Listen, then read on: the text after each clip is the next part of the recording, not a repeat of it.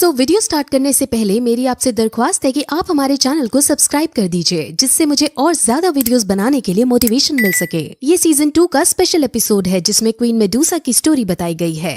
Episode की starting में हमें ये बताते हैं कि कई हजार साल पहले इंसान और सर्पेंट्स यानी सांपों के बीच युद्ध चला करता था, लेकिन जैसे जैसे इंसान अपनी पॉपुलेशन को बढ़ाने लगे वैसे वैसे इंसानों ने सांपों का जीना मुश्किल कर दिया और जितने भी सांप अब बच गए थे वो सब तगीर डेजर्ट के अंदर आकर रहने लगे थे। अब फिर हमें एक रेगिस्तान को दिखाते हैं जिसमें कुछ बुरे इंसान फीमेल स्नेक्स को गुलाम बनाकर कहीं ले जा रहे थे। धूप के कारण उन सभी गुलामों को प्यास लग जाती है और उनमें से एक इंसान से पानी मांगती है, जिस पर इंसान उसके पास आता है और उसको अब्यूज करके कहता है कि अगर पानी होता तो हम ही ना पी लेते उसे। अब तभी वहाँ उन्हें एक पानी का व्यापारी दिखता है जो उन्हीं की तरफ आ रहा था। अब वो सभी इंसान उस व्यापारी का पानी पीते हैं। व्यापारी उस फीमेल स्नेक को देखते हैं और उसके पास जाने लगते हैं। जब वो इंसान व्यापारी को सर्पेंट के पास जाता देखता है तो वो उसे रोकने की कोशिश करता है, लेकिन जैसे ही वो उसको छूता है वैसे ही वो बर्फ में बदल जाता है। अब इंसान के बाकी आदमी उस व्यापारी पर हमला करने के लिए आगे बढ़ते हैं, लेकिन वो व्यापारी अपनी आइस पावर से सबको फ्रीज कर देता है। और अब यहाँ से हमें ये पता चलता है कि ये इंसान और कोई नहीं बल्कि आइस एम्परर है। वो अब उस फीमेल लड़की के पास जाता है और उसे बताता है कि मेरे एक दोस्त ने तुम्हें बचाने के लिए भेजा है और तुम अब मेरे साथ चलो। अब दोनों एक जानवर पर बैठकर आगे बढ़ते हैं, जहाँ रास्ते में वो फीमेल स्नेक आइस एम्परर से बहुत सवाल करती है, जैसे कि वो कौन है और किसने उसे बचाने के लिए भेजा है और वो कहाँ जा रहे हैं। लेकिन आइस एम्परर उसकी किसी बात का जवाब नहीं देते।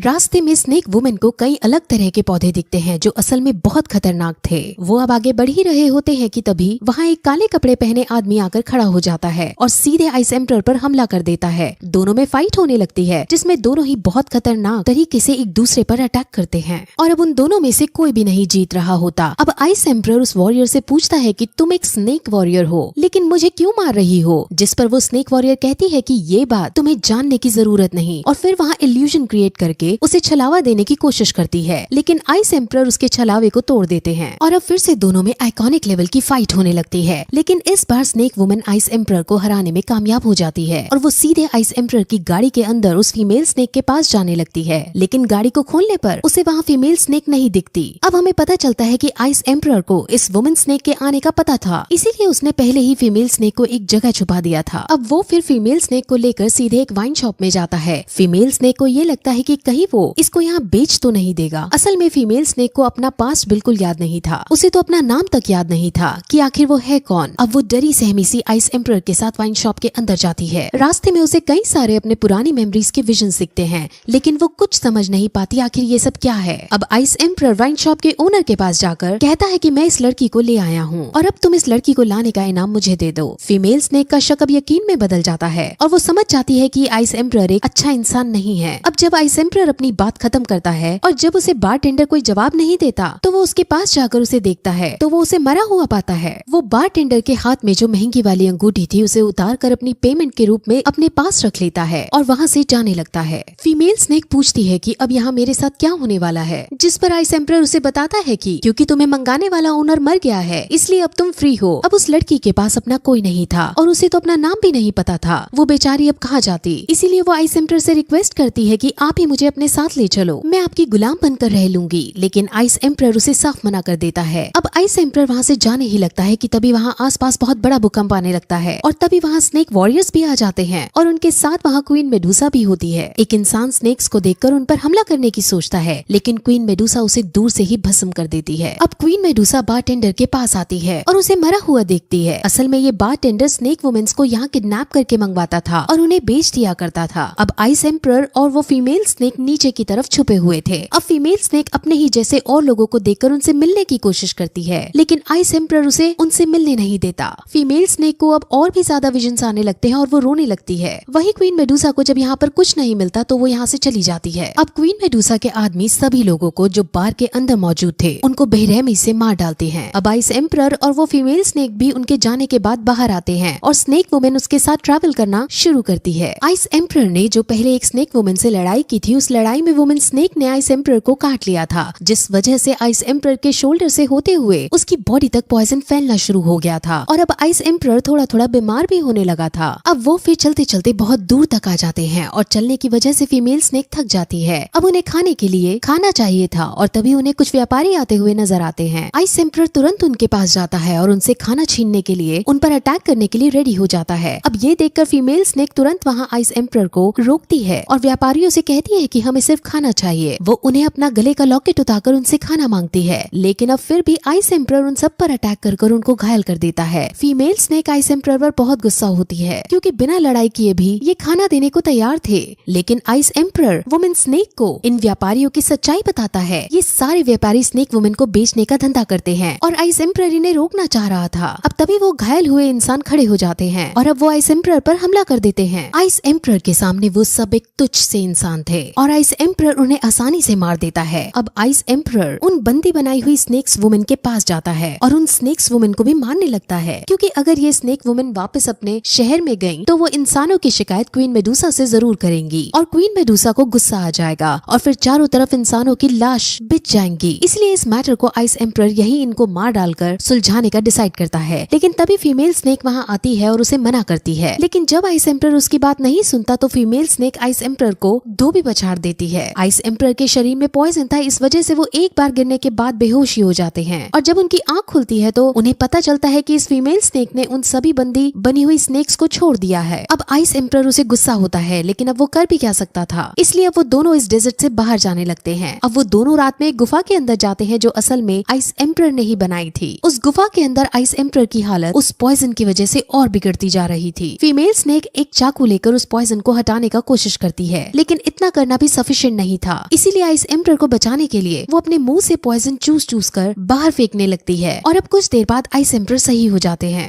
हालांकि पॉइजन खत्म नहीं हुआ था, लेकिन अब आइस एम्परर काफी ज्यादा अच्छा महसूस कर रहा था। अब फिर रात में फीमेल स्नेक भी सो जाती है, लेकिन जब उसकी आंख खुलती है तो वो बाहर बहुत सारे स्नेक्स को देखती है जो आइस एम्परर पर हमला कर रहे थे। आइस एम्परर भी बड़ी बहादुरी के साथ उन सब का सामना कर रहे थे, लेकिन वहाँ बहुत सारे स्नेक्स मौजूद थे और वो सब क्वीन मेडुसा के आदमी थे। वो सब मिलकर जब आइस एम्परर पर हमला करते हैं तो आइस एम्परर सहन नहीं कर पाते और उन्हें बहुत सारे तीर भी लग जाते हैं। वहीं गुफा के अंदर वो वुमेन स्नेक जिसने आइस एम्परर को पॉइजन दिया था वो भी आ जाती है। वो फीमेल स्नेक की तरफ उसे मारने को बढ़ रही थी। जब वो आगे बढ़ रही थी तब ऐसा लग रहा था मानो वो वुमेन स्नेक उसे मारना नहीं चाहती हो, लेकिन मजबूरी में उसे ऐसा करना पड़ रहा हो। अब वहाँ आइस एम्परर जो स्नेक से लड़ रहा था वो जब ये देखता है कि फीमेल स्नेक की जान खतरे में है तब वो तुरंत अपनी पूरी शक्ति के साथ वहाँ आता है और वहाँ बड़ी कोशिशों के बाद फीमेल स्नेक को लेकर वहाँ से उन्हें चकमा देकर भागने में कामयाब हो जाता है। अब फिर आइस एम्परर और फीमेल स्नेक जो उनकी नजरों से दूर आ गए थे वो अब इस डेजर्ट को छोड़कर जाने का डिसाइड करते हैं। वहाँ वो एक दूसरे से बात करते हैं और हमें पता चलता है कि आइस एम्परर को फीमेल स्नेक से प्यार हो गया है, लेकिन एक फीमेल स्नेक एक इंसान से प्यार करे ये रूल्स के खिलाफ था। इसीलिए आइस एम्परर चिंतित हो जाता है और दुखी होकर अब उसे अपनी लाइफ के बारे में सब बताता है। आइस एम्परर का जन्म डिमांडिंग एंड ट्रेडिशनल ऑर्गेनाइजेशन में हुआ था। वहाँ जो भी जन्म लेता था उनका भाग्य बड़ों के द्वारा पहले ही डिसाइड कर दिया जाता था। वहाँ जन्म लेने वाला हर व्यक्ति सिर्फ एक कठपुतली के समान था। उन्हें हर काम ऑर्गेनाइजेशन के कहने पर करना पड़ता था और उन्हें ऑर्गेनाइजेशंस अलग अलग मिशंस देती थी जिन्हें उन्हें पूरा करना होता था। आइस एम्परर इन मिशंस को पूरा करने में बहुत माहिर था और उसकी एक साथी भी थी जो उसके साथ इन मिशंस को पूरा करती थी। आइस एम्परर और उसके साथी के बीच प्यार हो गया था, लेकिन इन लोगों को प्यार करने की आजादी नहीं थी और जब ये बात ऑर्गेनाइजेशन को पता चली तब उन्होंने बहुत गुस्सा किया। वो इन दोनों को मृत्यु दंड भी दे सकते थे, लेकिन आइस एम्परर की साथी ने आइस एम्परर को बचाने के लिए खुद की चेस्ट में खुद का ही खंजर घोंप दिया, जिससे वो वहीं मर गई। तब से मैं उसकी डेथ का जिम्मेदार खुद को मानता हूँ और असल में मैं हूँ भी। अब फीमेल स्नेक उसकी इस दुख भरी स्टोरी को सुनकर दुखी हो जाती है। वहीं अब हमें क्वीन मेडुसा को दिखाते हैं और उसकी बैक स्टोरी को बताते हैं। असल में क्वीन मेडुसा ही भेस बदलकर काले कपड़े पहनकर वुमेन स्नेक बना करती है। उन्होंने ही बारटेंडर को पैसे देकर स्नेक्स वुमेन को मंगवाया था ताकि वो उन वुमेन्स में से उस फीमेल स्नेक को ढूंढ सके, लेकिन जब बारटेंडर उससे स्नेक वुमेन अपने अय्याशियों के लिए मंगाने लगा तब क्वीन मेडुसा ने गुस्से में उसे मार डाला था। वो असल में आइस एम्परर के पीछे नहीं बल्कि इस फीमेल स्नेक के पीछे है और वो इस स्नेक को मारना चाहती है। वहीं आइस एम्परर और फीमेल स्नेक अब अपने अपने रास्ते जाने का डिसाइड करते हैं और अब आइस एम्परर उसे अपनी अंगूठी देकर ये कहता है कि तुम शहर के बाहर जाकर टेंग शैन के पास जाओ और उन्हें ये अंगूठी दिखाना। वो समझ जाएंगे कि तुम मेरे साथ हो और वो तुम्हारी रक्षा करेंगे। अब फीमेल स्नेक भी उसे अपना वो लॉकेट देती है और कहती है कि तुम भी इसे संभाल कर रखना। अब फीमेल स्नेक डेजर्ट के बाहर जाने लगती है और आइस एम्परर उसे कहता है कि वो भी शहर के बाहर जाएगा, लेकिन वो चुपके से गुफा के बाहर निकलकर क्वीन मेडुसा के पास जाता है और उससे लड़ने लगता है। उन दोनों की लड़ाई का शोर सुनकर फीमेल स्नेक समझ जाती है कि आइस एम्परर ने मुझे झूठ बोला है। वो भी अब लड़ाई को देखती है और उसे भी अपनी बैक स्टोरी सारी याद आ जाती है। असल में फीमेल स्नेक और कोई नहीं बल्कि क्वीन मेडुसा की छोटी बहन है। सदियों से एक खास तरह के अंडे से क्वीन मेडूसा का जन्म होता है और जब वो क्वीन बड़ी होती है तो उसे क्वीन मेडूसा बना दिया जाता है। लेकिन जब इस बार ये खास तरह का अंडा फूटता है तो उसमें से 2 जुड़वा बहनें निकलती हैं। अब एल्डर्स का मानना था कि क्वीन सिर्फ एक ही बन सकती है और दूसरी लड़की को मरना होगा, इसीलिए अब दोनों बहनों को ही चॉइस दी जाती है कि उसमें से कोई एक दूसरे को मार डाले, जिससे एक जो जिंदा बचे वो क्वीन बन पाए। अब वो दोनों बहनें एक दूसरे से बहुत प्यार करती थी, इसलिए बड़ी बहन छोटी बहन के पास आकर ये कह देती है कि मैं मरने के लिए तैयार हूँ, तुम क्वीन मेडूसा बन जाओ। अब छोटी बहन बहुत ज्यादा उदास हो जाती है। अब फिर बड़ी बहन को मारने के लिए एक रिचुअल किया जाने लगता है और उसमें छोटी बहन को बड़ी बहन को मारने के लिए कहा जाता है, लेकिन छोटी बहन अपनी बहन को नहीं मारती और वो अपना मुकुट उतारकर अपनी बड़ी बहन को पहना देती है और वहाँ से फिर तुरंत अपनी शक्तियों का यूज करके पोर्टल बना देती है और वहाँ से भाग निकलती है। अब ऐसा पोर्टल बनाना रूल्स के खिलाफ था और क्योंकि अब बड़ी बहन क्वीन मेडूसा बन गई थी तो एल्डर्स ये कहते हैं कि क्योंकि तुम्हारी छोटी बहन ने रूल्स तोड़े हैं, इसीलिए अब क्वीन मेडूसा यानी बड़ी बहन को उसको ढूंढना होगा और उसे जान से खत्म करना होगा। अब बड़ी बहन अपने क्वीन मेडूसा वाले पद को भी नहीं छोड़ सकती थी, इसलिए वो एल्डर्स की बात को मानकर अपनी ही छोटी बहन को ढूंढ रही थी ताकि वो उसे मार सके। वहीं प्रेजेंट में आइस एम्परर और क्वीन मेडूसा के बीच लड़ाई हो रही थी जिसमें दोनों एक दूसरे पर भारी पड़ रहे थे। अब वो दोनों ही अपनी फुल स्ट्रेंथ में आ जाते हैं और दोनों ही एक दूसरे पर अपनी सारी शक्तियों से वॉर करते हैं, लेकिन तभी नीचे से वो फीमेल स्नेक जिसको अब अपनी सच्चाई का पता चल गया था वो उड़कर ऊपर आती है और उनकी शक्तियों के बीच में आ जाती है। आइस एम्परर तुरंत उसको बचाने उसके पीछे दौड़ता है और वो उसे बचा भी लेते, लेकिन ऐसा करते वक्त वो फिर भी बहुत ज्यादा घायल हो जाती है। अब क्वीन मेडूसा को भी अपनी छोटी बहन को इस हालत में देखकर बहुत दया आ जाती है और वो तुरंत उसके पास जाती है। वो अपनी बहन से सॉरी बोलती है और उनसे कहती है कि मैं आपसे बहुत प्यार करती हूँ। अब आइस एम्परर जो हमेशा गुस्से में रहा करता है वो भी आज फूट फूट कर रो पड़ता है और ये सीन बहुत ज्यादा इमोशनल था। अब क्वीन मेडूसा अपनी छोटी बहन को गोद में उठाती है और अब एल्डर्स उसे इसको जान से मारने का ऑर्डर देते हैं, लेकिन अब क्वीन मेडूसा गुस्से में आ जाती है और वो सबसे ये बोलती है कि हम हमेशा से पुराने रूल्स को फॉलो करते आ रहे हैं, लेकिन अब ऐसा नहीं होगा। समय के साथ परंपराएं बदलेंगी और पुरानी परंपराएं जिनका कोई सेंस नहीं बनता वो नष्ट की जाएंगी। अब क्योंकि वो क्वीन थी इसीलिए सब सैनिक उसके सामने झुक जाते हैं।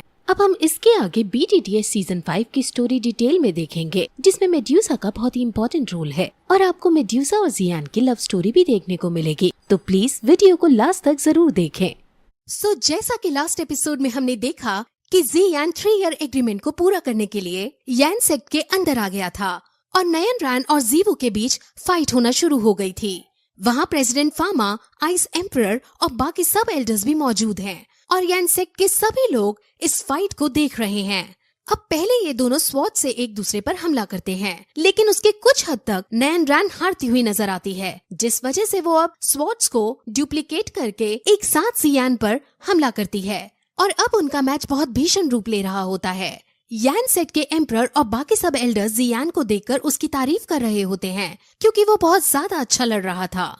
यान सेट के बाकी वॉरियर्स भी जियान और नयन रैन दोनों की तारीफ कर रहे थे क्योंकि आज पहली बार उन्होंने नयन रैन को फुल पोटेंशियल में लड़ते हुए देखा था। नयन रैन को आज किसी भी कीमत पर जीतना था क्योंकि आज के मैच से उसके सेट की इज्जत भी जुड़ी हुई थी।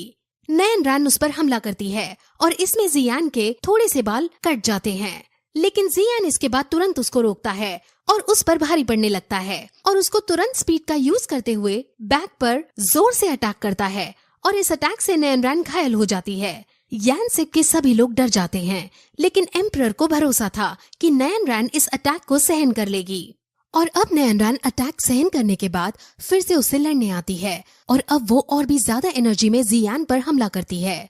प्रेसिडेंट फामा और उसके साथ बैठे मास्टर जियान की स्किल्स के बारे में डिस्कस करते हैं क्योंकि ऐसी स्किल्स उन्होंने आज तक नहीं देखी थी। अब नयन रैन को गुस्सा आ जाता है और वो स्पीड में तेज तेज गोल गोल घूमना स्टार्ट कर देती है। सबको ये लगता है कि जियान अब तो समझो गया, लेकिन जियान जमीन पर एक किक मारता है जिससे भूकंप सा आता है और नयन रैन की स्पीड रुक जाती है। अब ऐसा स्टेप पहले भी जियान को करते हुए एक आदमी ने देख रखा था और उसको थोड़ा शक होता है कि कहीं ये वही आदमी तो नहीं, लेकिन फिर वो मैच देखने लग जाता है और अब मैच के अंदर नयन रैन जियान की एबिलिटीज और स्किल्स को देखकर बहुत शॉक होती है। वो उसे कहती है कि तुम अब पुराने वाले ट्रैश मास्टर नहीं रहे, लेकिन फिर भी मेरे कुछ और रीजंस हैं जिस वजह से मैं तुमसे शादी नहीं कर पाऊंगी। अब वो फिर अपनी फुल स्ट्रेंथ में आ जाती है और सब उसको देखकर बहुत ज्यादा विस्मित हो जाते हैं क्योंकि नयन रैन ने आज पहली बार अपनी फुल स्ट्रेंथ दिखाई होती है अब वो फुल स्ट्रेंथ के साथ जियान पर हमला करती है। वहीं दूसरी तरफ यूजी जो 3 ईयर एग्रीमेंट को देखने के लिए यहाँ आ रही थी, वो रास्ते में एक आदमी को नोटिस करती है जो अजीब सा था। हालांकि वो बहुत तेज स्पीड में था, इसलिए यूजी उसको देख नहीं पाती। लेकिन अब यूजी समझ जाती है कि ये आदमी जरूर कोई खतरा है, इसलिए यूजी उस आदमी के बारे में पता करने के लिए उसके पीछे जाने लगती है। वही मैच को देखने के लिए गुहे और उसका डिसाइपल मिस्टर लियू आ पहुँचते हैं और अब वो सभी मैच को देखने लगते हैं। लड़ाई के अंदर अब जियान भी अपने आसपास एक आर्मर क्रिएट करता है और उसके अंदर से बहुत बड़ा ऑरा निकलने लगता है और ये ऑरा नयन रैन से भी बहुत ज्यादा था। अब उन दोनों में ऑरा का यूज करते हुए स्वॉर्ड फाइट होने लगती है और उनकी फाइट बहुत आइकॉनिक लेवल की चलती है। उनके अंदर से इतना ज्यादा ऑरा निकल रहा था कि आसपास बैठे लोग भी इससे अफेक्ट हो रहे थे। लड़ते लड़ते नयन रैन जियान से कहती है कि तुम नहीं समझ पाओगे कि मैंने तुमसे असल में शादी क्यों तोड़ी, जिस पर जियान कहता है कि शायद मैं नहीं समझ पाऊंगा और फिर जियान अपनी तलवार से उस पर जोर से हमला करता है। उनमें इससे फाइट होने लगती है। नयन रैन कहती है कि मैं जानती हूँ कि तुम्हारे अंदर मेरे लिए कितना गुस्सा है, लेकिन मैं कुछ नहीं कर सकती, मुझे अपने सेक्ट की इज्जत बचानी ही होगी। जिस पर जियान कहता है कि मैं तुमसे नफरत नहीं करता हूँ। असल में वो उससे नफरत नहीं करता है, बल्कि उससे बहुत ज्यादा नफरत करता है।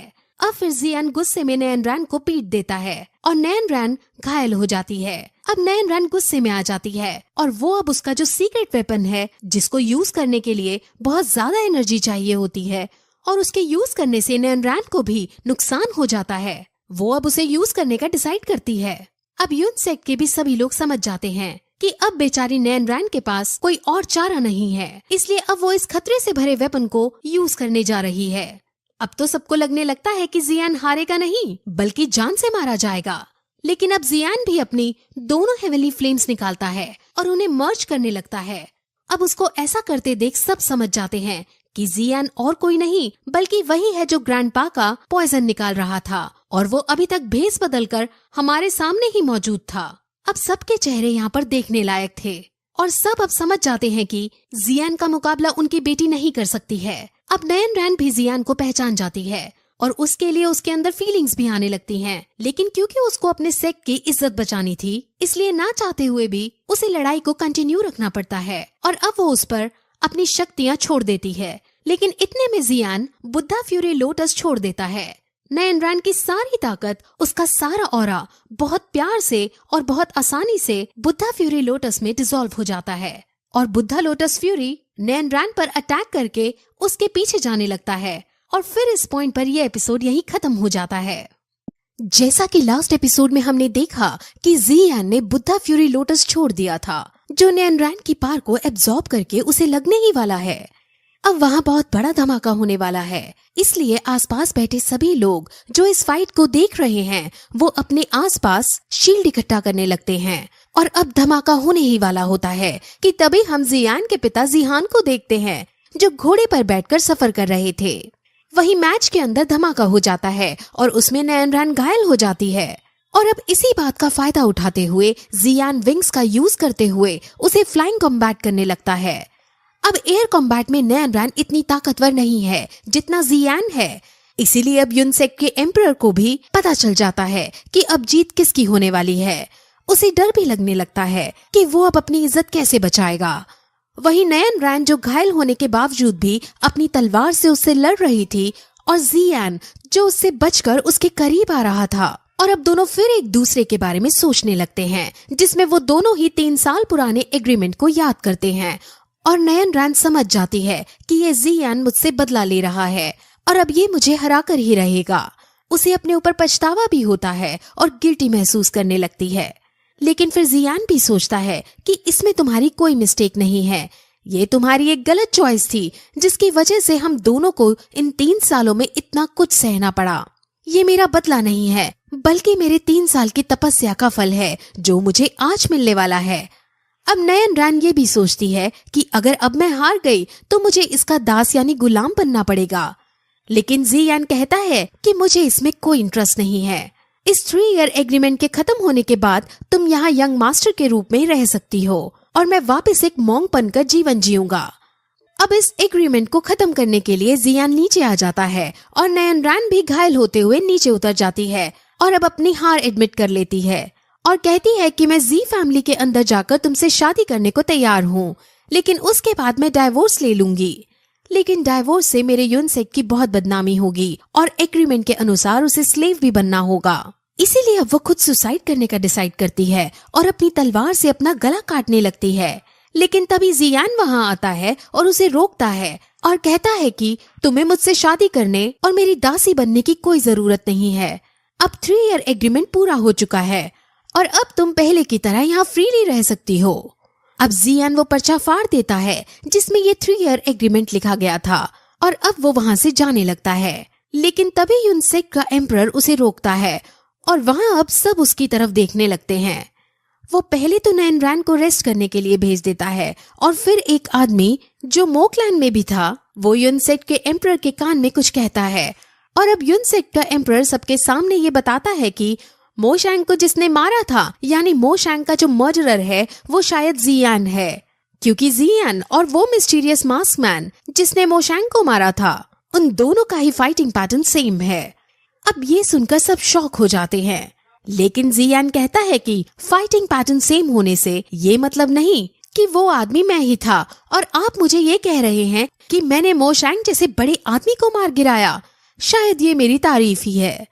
अब यूनसेक का एम्परर अपनी बात को सिद्ध करने के लिए नैनरैन से पूछता है कि तुमने भी उस समय उस मिस्टीरियस आदमी को देखा था और क्या तुम्हें याद है उसकी अपीयरेंस और क्या वो इसके जैसा दिखता है।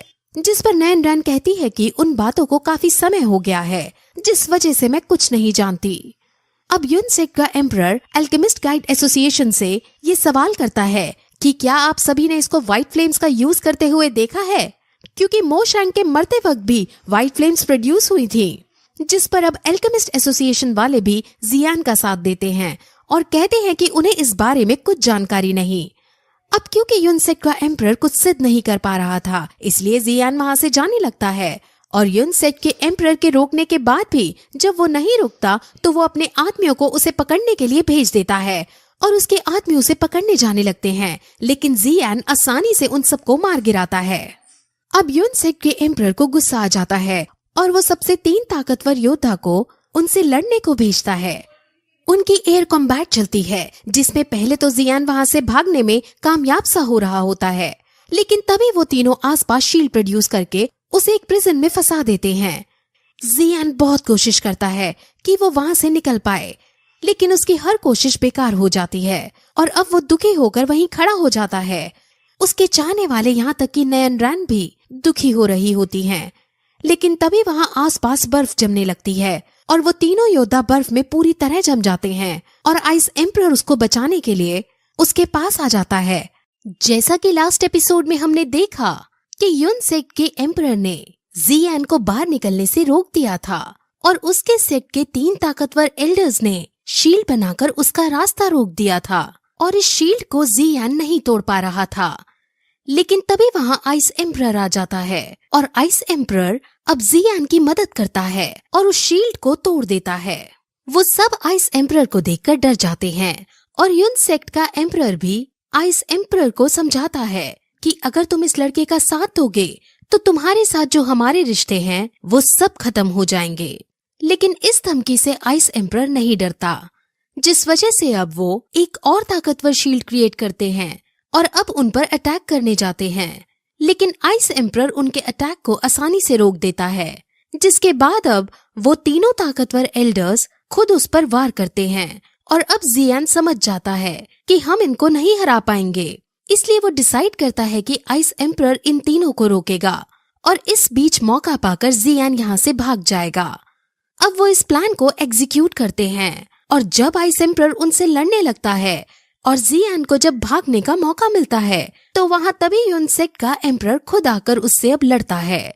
जियान उससे बचकर भागने की कोशिश करता है, लेकिन उन सेक्ट के एम्परर की स्पीड बहुत तेज थी। वो उसका पीछा कर ही रहे होते हैं और उसे पकड़ने ही वाले होते हैं कि तभी जियान के हाथ में कुछ होता है और उसके अंदर से क्वीन मेडुसा निकल कर आती है। वो अभी स्नेक की फॉर्म में थी और अब जियान उसे एक लिक्विड पिलाता है जिससे वो खुश हो जाती है और जियान उसे लड़ने को भेजता है, जिस पर क्वीन मेडुसा खुशी खुशी आगे बढ़ती है और अपना एक बहुत बड़ा रूप धारण कर उससे लड़ने लगती है। अब ऑब्वियसली वो क्वीन मेडुसा है और उसकी शक्तियां अपरंपार हैं, जिस वजह से यूनसेट का एम्परर हल्का पड़ने लगता है और उनकी फाइट बहुत जबरदस्त होती है जो देखने लायक है। इस फाइट के लास्ट सीन में क्वीन मेडुसा यूनसेट के एम्परर की फुल बेइज्जती के साथ उसे जोर से धक्का मार के नीचे फेंक देती है और सब ये देखकर बहुत चौंक जाते हैं। अब वो गुस्से में तिल मिलाता हुआ खड़ा होता है और पहले तो आइस एम्परर को फिर से समझाने की कोशिश करता है, लेकिन जब इस बार भी आइस एम्परर नहीं मानता तो वो अब अपनी सोल पावर का यूज करता है और अब सीधे गुस्से में उसको पकड़ने जाता है। वो अपनी स्पीड इतनी तेज कर लेता है कि क्वीन मेडुसा भी उसको पकड़ नहीं पाती। वो जियान तक पहुंचने ही वाला होता है और अब जियान भी समझ जाता है कि वो ऐसे तो नहीं बच पाएगा, इसलिए अब वो अपनी पावर को इकट्ठा करता है और जितनी भी उसने कल्टीवेट करके पावर हासिल की थी वो अपनी तलवार में डालकर उस पर अटैक करता है और इस अटैक से यूनसेट का एम्परर जमीन में जाकर धंसता है और वो फिर से एक और बार घायल हो जाता है। अब सब आसपास खड़े लोग समझ जाते हैं कि इस हार से यूनसेट का एम्परर तिलमिला गया है और अब ये पागल हो चुका है और अब ये जियान की जान लेने के लिए सही या गलत को भूल जाएगा। अब यूनसेट का एम्परर अपने और भी आदमियों को जियान को पकड़ने को भेजता है और उसके सभी आदमी अब अपनी सेक्ट की मशहूर फॉर्मेशन को क्रिएट करते हैं और वो एक इतनी शक्तिशाली शील्ड बना देते हैं कि आइस एम्परर भी उसे ना तोड़ पाए। और अब इसके बाद यूनसेट का एम्परर आसपास की एनर्जी और ऑरा का यूज करके एनर्जी इकट्ठा करता है और वो अब गुस्से में आकर जियान पर अपनी सारी एनर्जी छोड़ने लगता है। वहाँ अब आगे आइस एम्परर उसके सामने खड़ा हो जाता है और अपनी शील्ड बनाकर जियान को बचाने की कोशिश करता है। यूनसेट का एम्परर कहता है कि तुम्हें इस लड़के के लिए अपनी जान खतरे में नहीं डालनी चाहिए, लेकिन आइस एम्परर उसकी बात को नहीं सुनता और अब आइस एम्परर की शील्ड और उसकी एनर्जी आपस में टकराते हैं और दोनों आपस में एक दूसरे को पीछे ढकेलने लगती है। लेकिन तभी वहाँ पर एक जोर का ब्लास्ट होता है और उसमें उन दोनों की एनर्जी न्यूट्रलाइज हो जाती है और अचानक अपने आप उनकी बनाई हुई शील्ड भी टूटकर गिर जाती है। यानी वहाँ कोई शक्तिशाली योद्धा आ जाता है और उसने ही ये शील्ड तोड़ी होती है और इस शक्तिशाली योद्धा को देखकर सब बहुत शौक होते हैं। और ये शक्तिशाली योद्धा कौन है ये हमें आगे आने वाले एपिसोड में पता चलेगा। जैसा कि लास्ट एपिसोड में हमने देखा कि जियान को यूनसेट का एम्परर पकड़ने की कोशिश कर रहा था और उसने यूनसेट फॉर्मेशन भी बना ली थी, लेकिन तभी वहाँ एक ताकतवर योद्धा आ गया था जिसने एक ही बार में उसकी फॉर्मेशन को तोड़ दिया था। ये ताकतवर योद्धा कई कपड़े पहना है और ये वही योद्धा है जो जियान से तब लड़ा था जब जियान नयन ब्रांड के ग्रैंडफादर को सही करने जा रहा था। जियान समझ जाता है कि उस टाइम ये जियान की ताकत चेक कर रहा था, वो जियान को मारने नहीं आया था। ये ताकतवर आदमी बहुत ज्यादा पावरफुल है और ये दो होंग से भी ऊपर वाली लेवल जिसका नाम दो है उस पर है। ये जियामा एम्पायर का नहीं बल्कि मेनलैंड का है और यहाँ ये जियान को अपने साथ ले जाने आया है, लेकिन यूनसेट का एम्परर उसे ले जाने नहीं देता क्योंकि जियान से अब उसे अपना पर्सनल बदला भी लेना था। और जब उनके बीच बहस ज्यादा बढ़ जाती है तो दोनों अपने अपने हथियार निकाल लेते हैं। ताकतवर योद्धा के पास शैडो की डेविल ताकत थी और वो अब उस पर अटैक करता है। यूनसेट का एम्परर शैडो मैन पर अपनी फुल ताकत से अपने साथ जो भी उसके साथ हैं उनकी ताकत का यूज करके उस पर अटैक कर देता है, लेकिन शैडो मैन आसानी से उसके हमलों से बच जाता है। जिसके बाद अब शैडो मैन अपने बहुत सारे शैडो क्रिएट करता है और उन सभी को एम्परर से लड़ने के लिए भेज देता है। अब लंबी फाइट के बाद एम्परर बुरी तरह घायल हो जाता है। उसे समझ आ जाता है कि वो इसको नहीं हरा पाएगा, लेकिन वो अपनी सेक्ट की इज्जत इस तरह खत्म भी नहीं होने दे सकता था। इसीलिए वो एक बांसुरी निकालता है और उसे बजाने लगता है।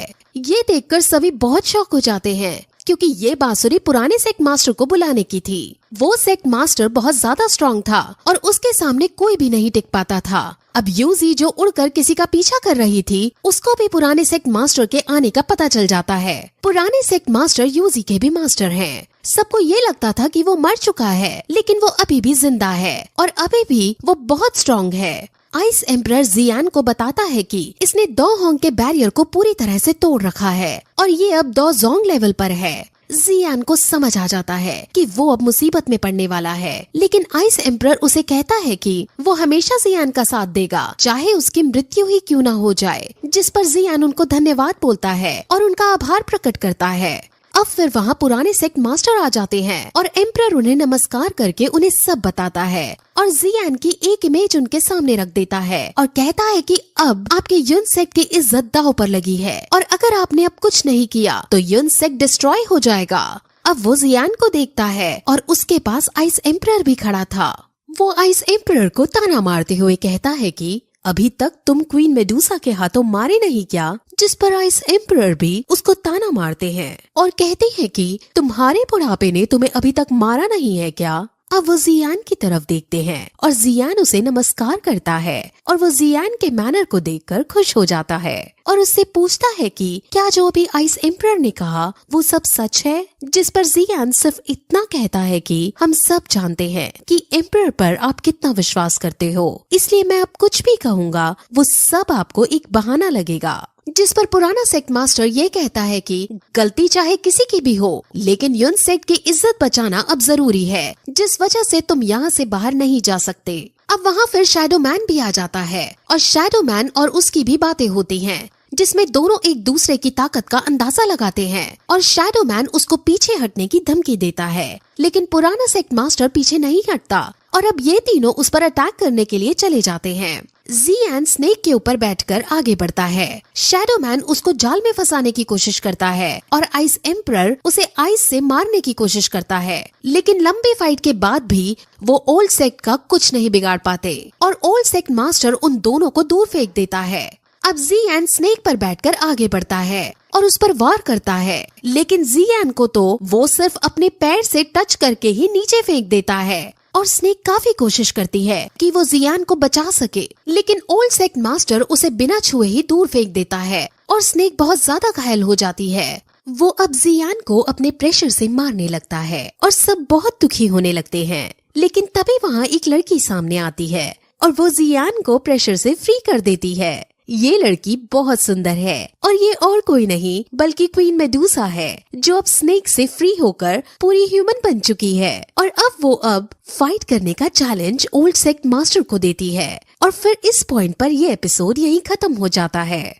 जैसा कि लास्ट एपिसोड में हमने देखा कि युन सेक्ट के ओल्ड मास्टर जियान को युन सेक्ट के बाहर नहीं जाने दे रहे थे और उनके बीच फाइट हो रही थी, लेकिन तभी वहाँ क्वीन मेडुसा आ जाती है जो पूरी तरह से ह्यूमन बन चुकी थी। पुराने ओल्ड मास्टर का नाम युन शैन है और अब युन शैन क्वीन मेडुसा को देखकर शॉक होता है और उससे नॉर्मल बातें करता है कि तुम्हारी पावर्स पहले से बहुत ज्यादा बढ़ गई हैं और तुम अब ह्यूमन फॉर्म में आ चुकी हो, और वो ये पूछता है कि तुम इस बच्चे की जान की परवाह क्यों कर रही हो। जिस पर क्वीन मेडुसा बताती है कि उसको इसकी जान से कोई मतलब नहीं, लेकिन ये बच्चा मेरे लिए एक पिल बनाने वाला है, जिस वजह से मुझे इसकी जान बचानी ही होगी। प्रेजेंट टाइम का मास्टर युन शैन को क्वीन मेडुसा की बात मानने से मना करता है और कहता है कि आप जियान को मत जाने दो, लेकिन युन शैन अब अपनी एनर्जी छोड़कर उसको धक्का दे देता है और उसे शांत रहने को कहता है, क्योंकि उसे पता था कि क्वीन मेडुसा मुझे आसानी से हरा देगी। वो कितना भी शक्तिशाली हो, लेकिन क्वीन मेडुसा तो क्वीन मेडुसा है।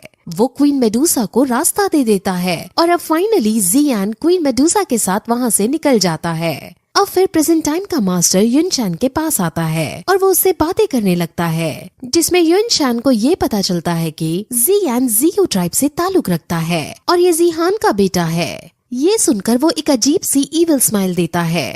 वहीं अब यूजिया पहुंचती है और वो नयन रैन के पास जाती है। नयन रैन बहुत ज्यादा रो रही थी और यूजी अब उसे संभालती है। वहीं अब जियान जो क्वीन मेडुसा के साथ आगे बढ़ रहा होता है, वहाँ आइस एम्परर और मिस्टीरियस शैडो मैन भी आते हैं। आइस एम्परर का जो जियान के साथ कॉन्ट्रैक्ट था कि 3 ईयर एग्रीमेंट तक उसे जियान का साथ देना होगा, वो अब पूरा हो गया था, जिस वजह से अब आइस एम्परर जाना चाहता है। आइस एम्परर ने जियान के साथ अच्छा समय बिताया है और दोनों के बीच अच्छी बॉन्डिंग हो गई थी, इसलिए विदा लेते वक्त दोनों बहुत इमोशनल हो जाते हैं। अब शैडो मैन जियान के पास आता है और वो भी जियान से कहता है कि मेरा मिशन पूरा हुआ है और अब तुम सेफली यूनसेक्ट से बाहर आ गए हो, जिस वजह से मुझे अब जाना होगा और तुम्हें अब जल्दी से और स्ट्रॉन्ग होना होगा, वरना तुम भी मेरी तरह अपने पसंदीदा लोगों को खो दोगे। अब इसका मतलब जियान नहीं समझ पाता, लेकिन शैडो मैन सिर्फ उसे इतना कहता है कि समय तुम्हें सब समझा देगा और फिर वो वहाँ से चला जाता है।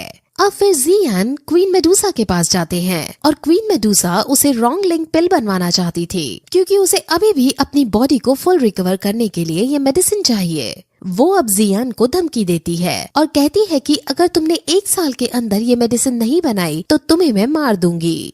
जियान को उससे डरना चाहिए था, लेकिन क्वीन मेडुसा की सुंदरता से वो नर्वस रहा करता था और वैसे भी उसे ये मेडिसिन अपने मास्टर को जगाने के लिए भी चाहिए थी, इसलिए वो मान जाता है। अब वो सबसे पहले उतन सिटी जाकर अपने फादर से मिलना चाहता है और अब वो फिर वही करने के लिए निकलता है, लेकिन रास्ते में उसे इस पिल को बनाने के इंग्रेडिएंट्स भी ढूंढने थे, इसलिए वो अलग अलग जंगल, अलग अलग शॉप्स में जाकर इंग्रेडिएंट्स ढूंढता है। उसे ऐसा करने में बहुत स्ट्रगल करना पड़ता है, लेकिन उसे इस मेडिसिन के इंग्रेडिएंट्स कहीं नहीं मिलते। जियान जब जब इंग्रेडिएंट्स ढूंढता था तब तब क्वीन मेडुसा आराम से फल खाती थी और ये सीन बहुत फनी एंगल ले लेता है, क्योंकि हम जियान जैसे शक्तिशाली योद्धा को एक लड़की से डरकर ऐसे काम करते हुए देख रहे हैं। फ्यूचर में क्वीन मेडुसा और जियान के बीच बहुत कुछ होने वाला है, इसलिए क्वीन मेडुसा का नेचर और उसके बिहेवियर को जानना हमारे लिए इम्पोर्टेंट हो जाता है। अब फिर कई जगह पर ढूंढने के बाद भी जियान को जब कुछ नहीं मिलता तो वो उदास होकर आगे बढ़ने लगता है, लेकिन तभी जियान नोटिस करता है कि क्वीन मेडुसा ने पैरों में कुछ नहीं पहना है, इसलिए वो फिर एक शू शॉप पर जाता है और वहाँ पर क्वीन मेडुसा फिर अपने लिए शू देखने लगती है। वहाँ की शॉपकीपर बहुत फनी और रोमांटिक टाइप की थी और वो क्वीन मेडुसा को जियान की वाइफ समझ जियान को छेड़ने लगती है और ये सुनकर क्वीन मेडुसा को गुस्सा आ जाता है और वो गुस्से में जैसे ही शॉपकीपर की तरफ देखती है वैसे ही वहाँ रखा एक जार टूट जाता है। अब शॉपकीपर डर के तुरंत कुछ सीक्रेट डोर खोलने लगती है और ऐसा लगता है मानो वो स्पेशल फोर्स बुला रही हो, लेकिन तभी वहाँ एक शानदार महंगे वाला शू आ जाता है और शॉपकीपर कहती है कि आप जैसी शक्तिशाली लड़की के लिए ये शू परफेक्ट रहेंगे। अब फिर क्वीन मेडुसा इन शूज को देखती है और उसे ये पसंद आ जाते हैं और वो इन्हें पहन लेती है, लेकिन तभी हम वहाँ एक अय्याश आदमी को देखते हैं जो शॉप के अंदर आता है और वो वहाँ दादागिरी करने लगता है। वो शॉपकीपर को चाकू से धमकाकर साइड कर देता है और फिर अपनी लड़की से जो भी उसको पसंद है वो शू ले लेने को कहता है। उसे जो शू पसंद नहीं आ रहे थे वो उन शूज को फेंक रहा था और फिर लड़की क्वीन मेडुसा को देखती है। जो शूज अभी क्वीन मेडुसा ने लिए थे वो लड़की अब उन शूज को लेना चाहती है और वो क्वीन मेडुसा से इन्हें उतारने को कहती है और उनमें अब बहस हो जाती है और अब लड़की का वो अय्याश मर्द सामने आकर अटैक करता है और जियान उसे रोकने की कोशिश करता है, लेकिन वो लड़का बहुत शक्तिशाली था जिस वजह से जियान को धक्का पड़ जाता है और वो क्वीन मेडुसा के ऊपर जाकर गिरता है। ये सीन जियान के लिए बहुत एम्बैरेसिंग था, लेकिन अब क्वीन मेडुसा सबसे पहले तो जियान को दूर फेंक देती है क्योंकि जियान उसके बहुत नजदीक आ गया था और जियान को फेंकने के बाद वो फिर वहाँ उस लड़के को बुरी तरह से पीट डालती है, जिसके बाद सब क्वीन मेडुसा की ताकत को समझ जाते हैं। वहीं दूसरी तरफ हम उटान सिटी में जियान के ट्राइब को देखते हैं। वहाँ पर किसी ने अटैक कर दिया था और जीहान और बाकी सब मिलकर भी उन्हें नहीं हरा पा रहे थे और जीहान अब फिर उनके सामने जाता है और उनसे उनकी आइडेंटिटी पूछता है और ये भी पूछता है कि आखिर तुम हमें मारना क्यों चाहते हो, जिस पर वो कुछ जवाब नहीं देता। और जब उसे ये पता चलता है कि ये जो सामने मुझसे बात कर रहा है ये जीहान है तो वो तुरंत जीहान पर अटैक कर देता है। जैसा कि लास्ट एपिसोड में हमने देखा कि जियान क्वीन मेडुसा की हेल्प से यूनसेक्ट से आसानी से बाहर निकल गया था और अब वो क्वीन मेडुसा के लिए मेडिसिन बनाने की पिल ढूंढ रहा था। वहीं दूसरी तरफ यूनसेक्ट ने अपनी बेइज्जती का बदला लेने के लिए अपने वॉरियर्स जीहान पर अटैक करने के लिए भेजे थे और अब उन सभी ने जियाओ फैमिली पर हमला कर दिया था। जियाओ फैमिली इतनी स्ट्रॉन्ग फैमिली नहीं थी कि वो यूनसेक्ट का सामना कर पाए और अब वॉरियर्स जीहान को घेर लेते हैं और उसे पीटने लगते हैं। उस वॉरियर को ऑर्डर मिले थे कि उसे जीहान को जान से मार डालना है, लेकिन वॉरियर उसे तड़पा तड़पा कर मारना चाहता है। इसलिए वो वहाँ पर अगरबत्ती जलाता है और कहता है कि अगर तुम इन अगरबत्तियों के बुझने तक जिंदा खड़े रहे तो मैं तुम्हें और तुम्हारे आदमियों को छोड़ दूंगा। अब वो फिर जीहान को पीटने लगता है और उसके साथ ही वॉरियर भी जीहान को खूब पीटते हैं। वो जीहान की बॉडी के जॉइंट्स एक एक करके तोड़ने लगता है और जीहान को इंटरनल ब्लीडिंग भी होने लगती है। बाकी सब लोग ये देखकर बहुत रो रहे होते हैं, लेकिन जीहान ने खुद उनको अपने पास आने से मना किया था क्योंकि वो जानता था कि हम सब मिलकर भी इन्हें नहीं हरा पाएंगे।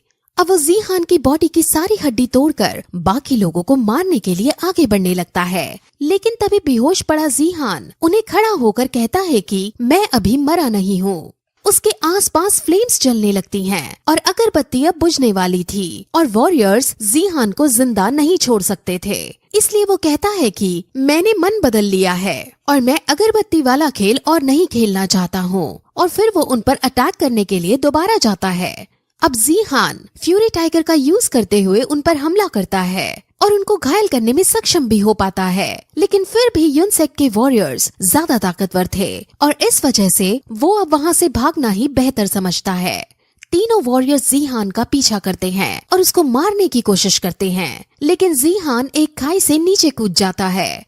वहीं दूसरी तरफ हम जियान और क्वीन मेडुसा को देखते हैं जो एक रेस्टोरेंट के अंदर बैठे थे और उनकी पास वाली मेज पर कुछ लोग नैनब्रान और जियान के बारे में बातें कर रहे थे। वो जियान की तारीफ कर रहे थे और कह रहे थे कि जियान सच में बहुत शक्तिशाली इंसान है और उसकी मदद करने के लिए 2 ओल्ड मास्टर भी आए थे और यहाँ तक कि क्वीन मेडुसा भी जियान की मदद करने को प्रकट हो गई थी। जियान का इन्फ्लुएंस सच में बहुत ज्यादा है। वो ये भी बात कर रहे थे कि जियान ने एल्केमी कॉन्फ्रेंस में जाकर फर्स्ट रैंक हासिल की थी।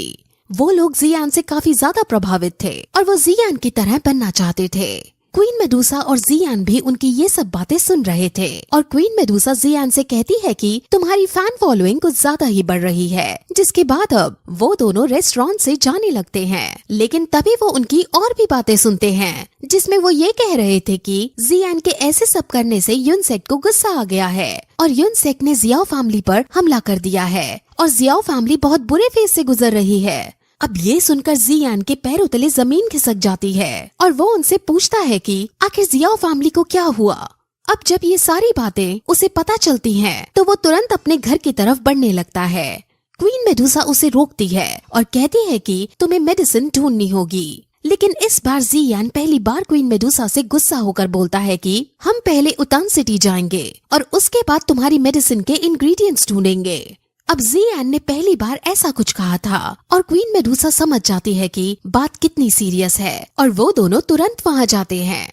जियाओ फैमिली पूरी तरह से उजड़ चुकी थी, इसलिए वहाँ के कुछ अमीर बिजनेसमैन जियाओ फैमिली के पास आकर उसकी गरीबी का फायदा उठाकर उनको लूटने की कोशिश करती है। लेकिन तभी वहाँ जियान आ जाता है और उसको देखकर सब डर जाते हैं क्योंकि सभी को पता था कि जियान अभी कितना ज्यादा स्ट्रॉन्ग हो चुका है।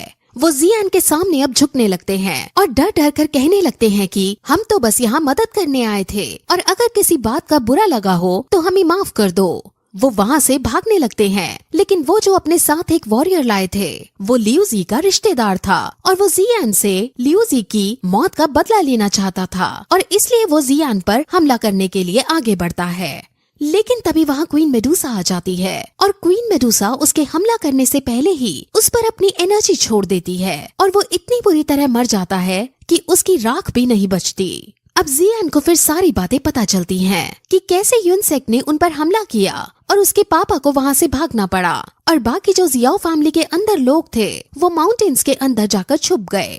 जियाओ फैमिली के पास एक अद्भुत क्रिस्टल था जो बार बार ब्लिंक कर रहा था और वो उन्हें ये दर्शा रहा था कि जियान अभी जिंदा है लेकिन उसकी जान खतरे में है।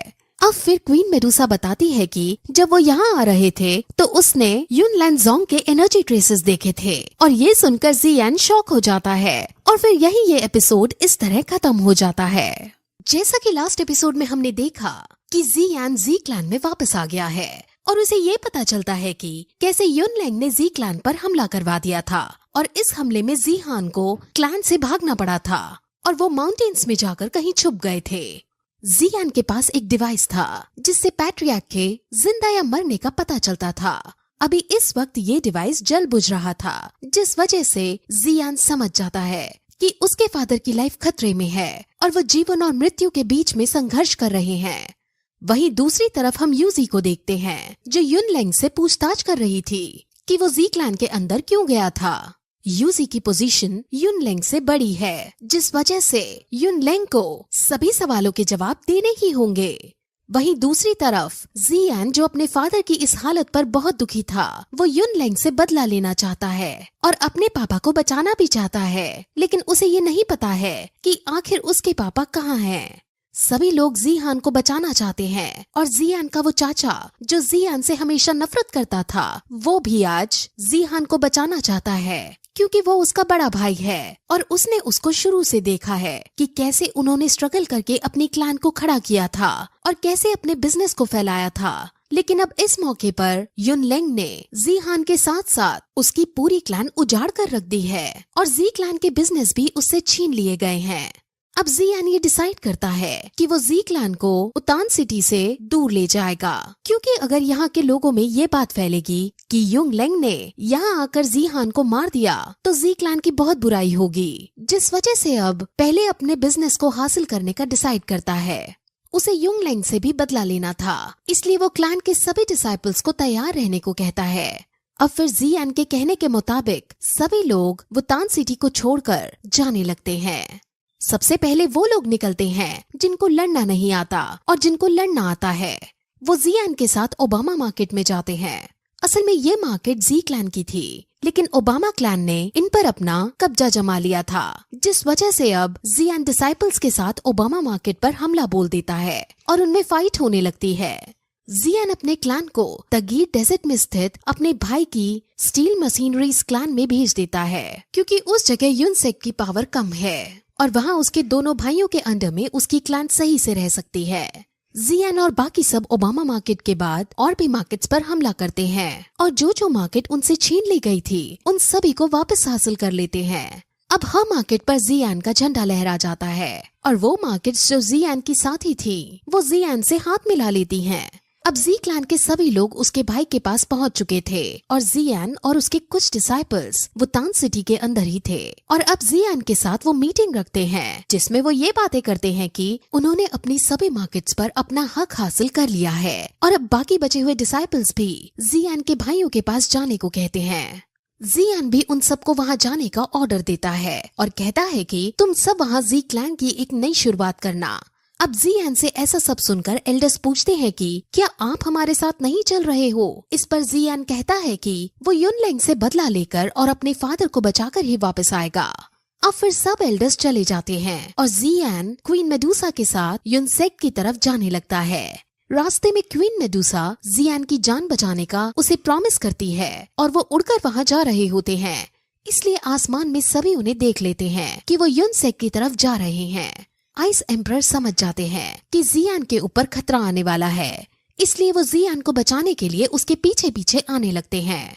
वहीं दूसरी तरफ हम युनसेक के अंदर देखते हैं जहां यूजी बैठी होती है और वो सभी से उत्तर मांग रही होती है कि आखिर उन्होंने जी क्लैन पर हमला क्यों किया था।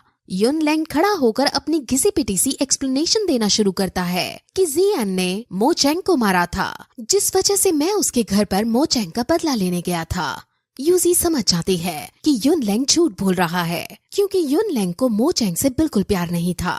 वो तो इसलिए जियान को तबाह करना चाहता है क्योंकि वो 3 ईयर एग्रीमेंट जीत गया था और उसे जियान से इस बात की चिढ़ थी और वो इसलिए जियान को मारना चाहता है।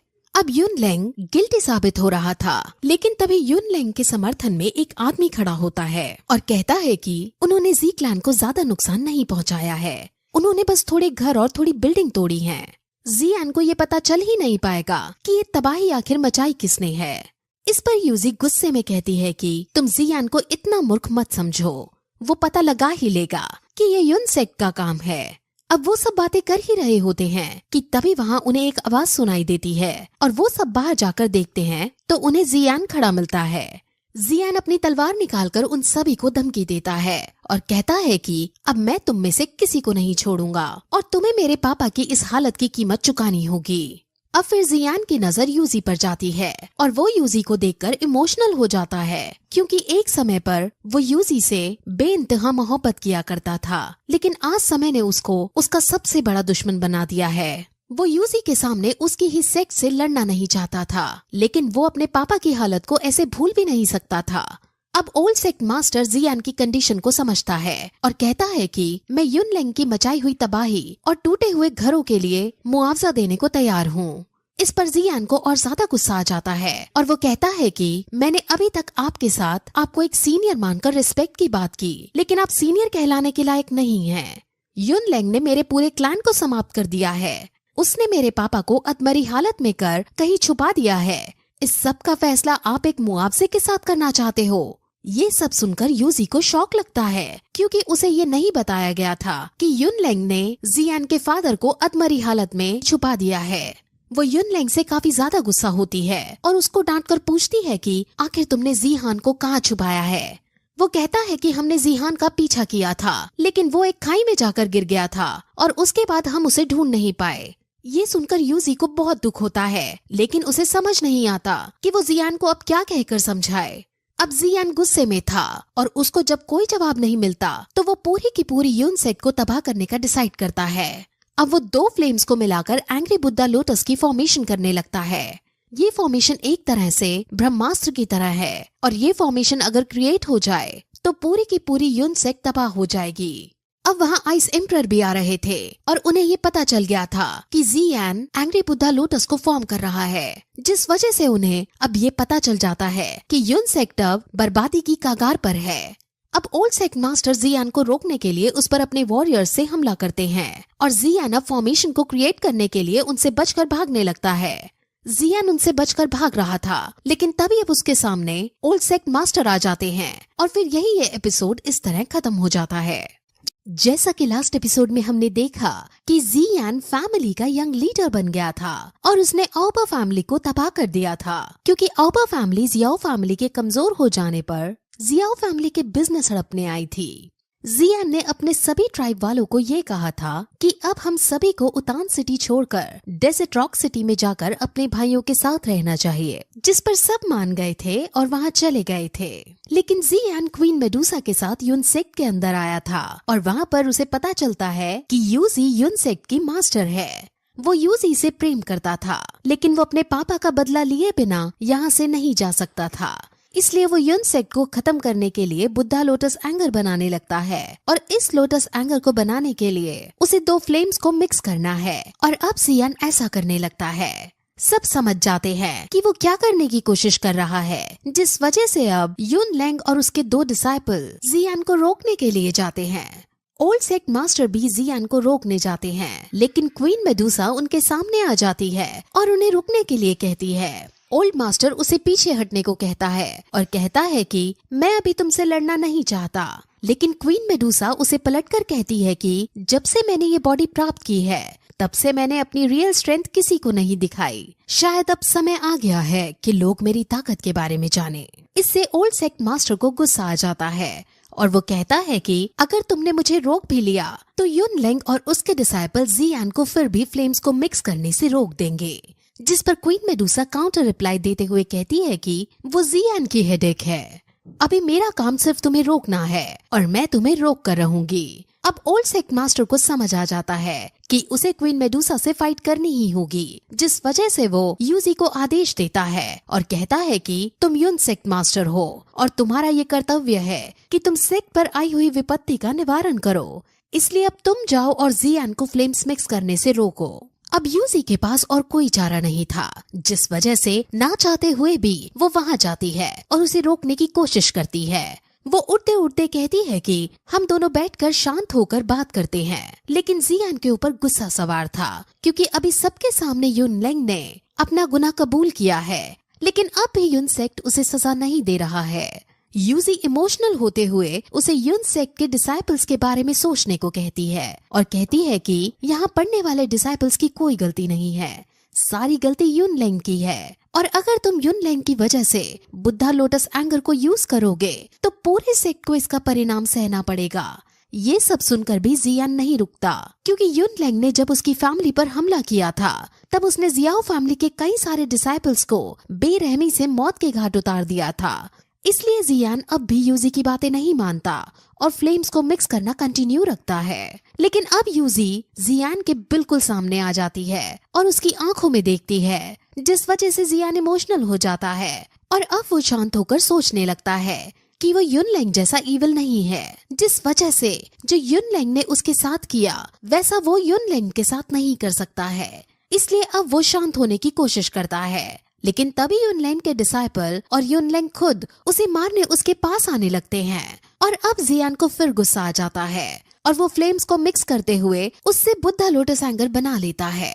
युनलैंग अपनी एनर्जी से जियान को मारने की कोशिश करता है, लेकिन अब जियान का बुद्धा लोटस एंगर तैयार हो गया था, जिस वजह से वो अब जब उस फॉर्मेशन को युनलैंग के ऊपर छोड़ता है तो युनलैंग की एनर्जी खत्म हो जाती है और वो इस फॉर्मेशन से मरने लगता है। वो अपनी हेल्प के लिए ओल्ड सेक्ट मास्टर को बुलाता है और ओल्ड सेक्ट मास्टर तुरंत उसके पास आकर उसे संभालता है और फॉर्मेशन को सेक्ट से टकराने से रोकता है।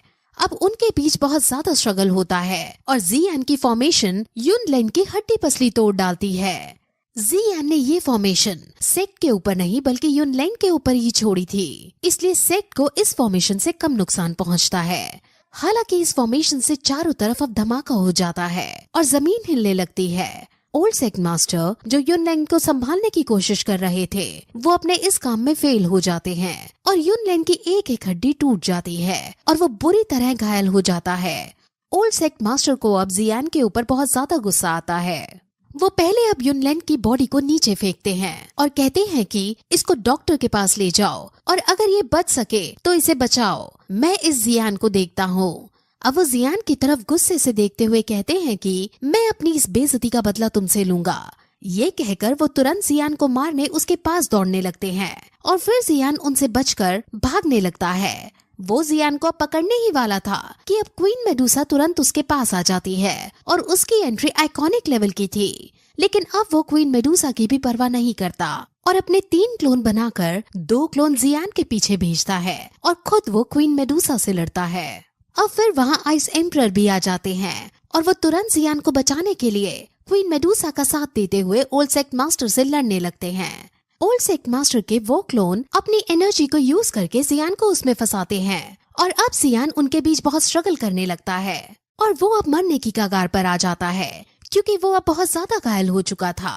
वो अब ये सोचने लगता है कि अब ये उसका आज आखिरी दिन है, लेकिन तभी वो अपने मन के अंदर पहुंच जाता है और वहाँ उसे उसके टीचर दिखाई देते हैं जो उसकी तारीफ करते हैं और कहते हैं कि मैंने कभी एक्सपेक्ट नहीं किया था कि तुम इतने स्ट्रॉन्ग हो जाओगे और तुम्हारा दुश्मन भी इतना खतरनाक होगा।